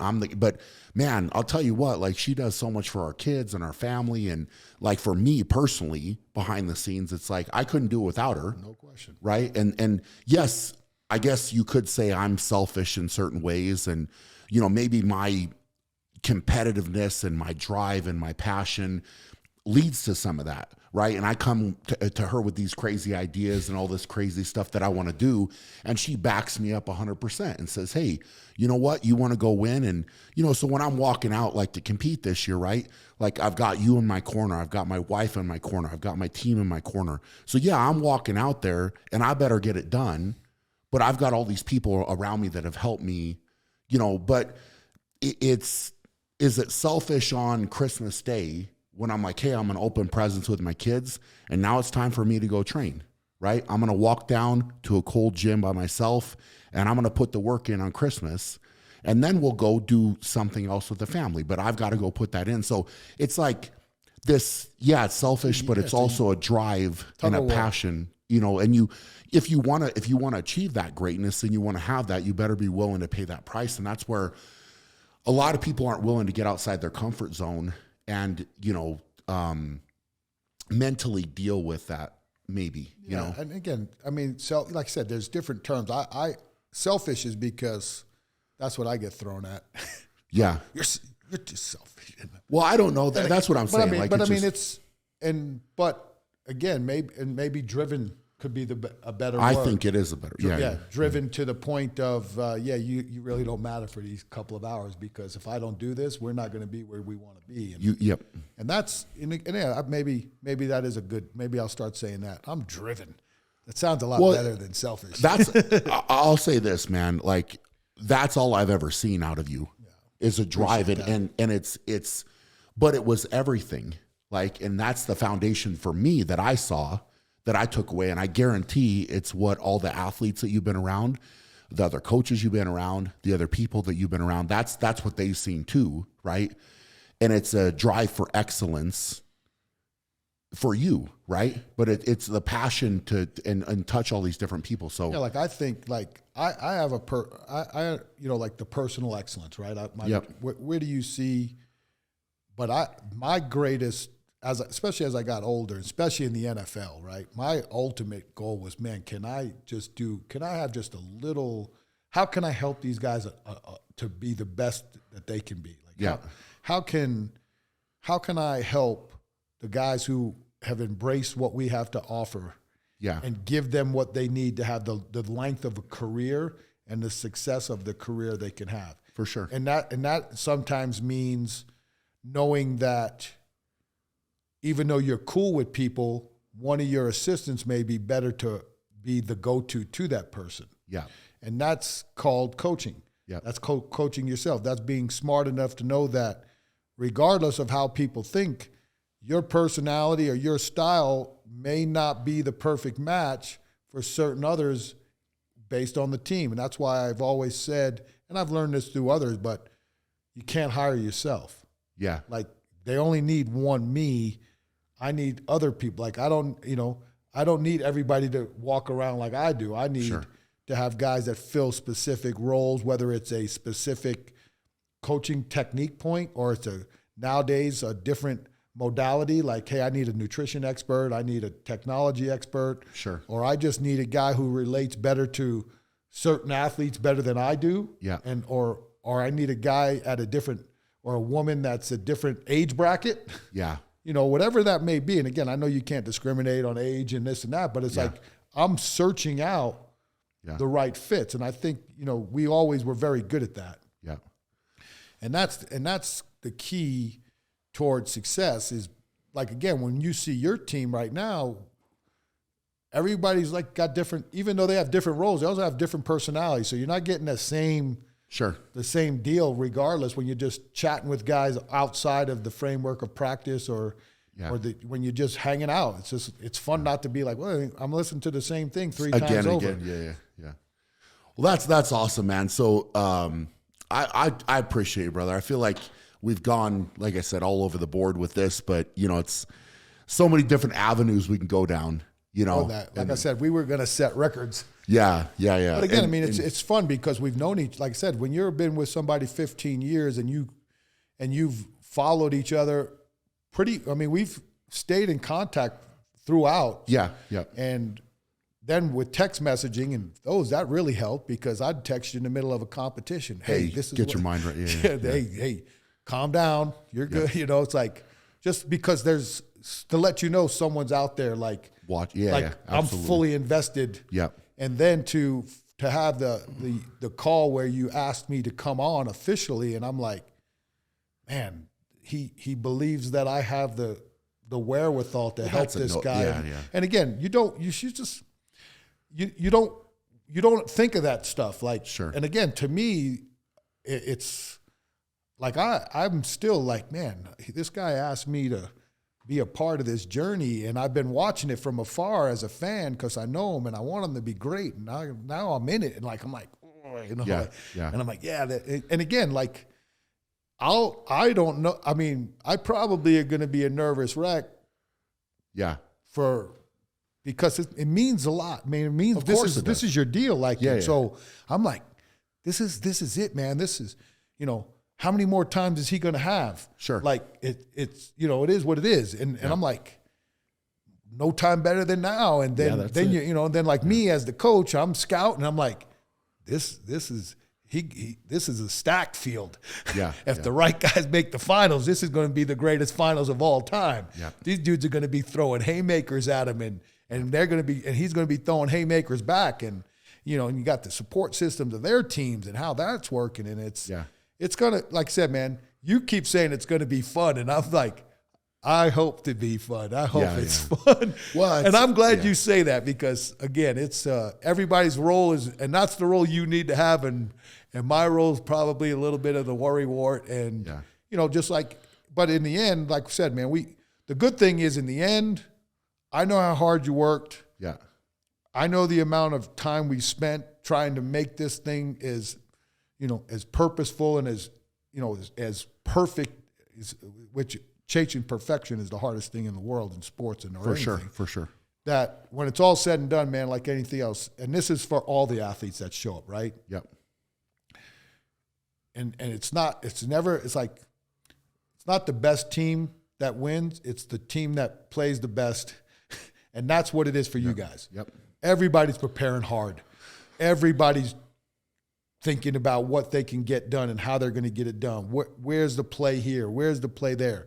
But like you said, the guys who can pull it out for those 5 days with recovery day in between, those will be the guys who, again, kudos to everybody who gets it done. And it's been an incredible learning experience, and I'll be excited just to, again, be able to take it all in and then really get a good perspective of what this thing is really all about. Absolutely. Cool. Absolutely. Well, I think that's a great ending point. And if you guys enjoyed the show, please share it. That's how we're going to get more traction with this. anybody wants to find your house, it's Big House Power on Instagram. Yeah, everybody's got 20,000 different social media sites, but I would say from true social media, it'd be the Instagram at Big House Power. Okay. Like anything else, you're trying to be the best you can be. I'll answer a DM to the best of my ability, and then my website's bighousepower.com. Bighousepower.com. Stuff, and then, then just living the good life, man. And again, I've been extremely blessed. If I could ever be of help, or even if you need to just bounce something off, like I've really enjoyed the guest guys, your guest training partners, and the fact that they would listen like to what I have to say, and just like humble. You're just like, man, this guy just meets me, over friggin' FaceTime, and I say something. Goes, oh man, thanks, coach, and I'm like, wow, man, that's his. So you've exposed me to a couple of really cool guys. I got to meet Gabe yesterday, and obviously, man, I'm just jacked as all get out to meet Nick, and then. Hopefully, a couple of the other guys we'll see here in a couple of weeks. 100%, man. We will. Well, I appreciate you, brother. Yeah, my man. It was awesome. Yeah, awesome. That was great. And that's, it's going to be a fun journey, but hope you all are doing amazing. For now, go out and be great, and we will check you guys later.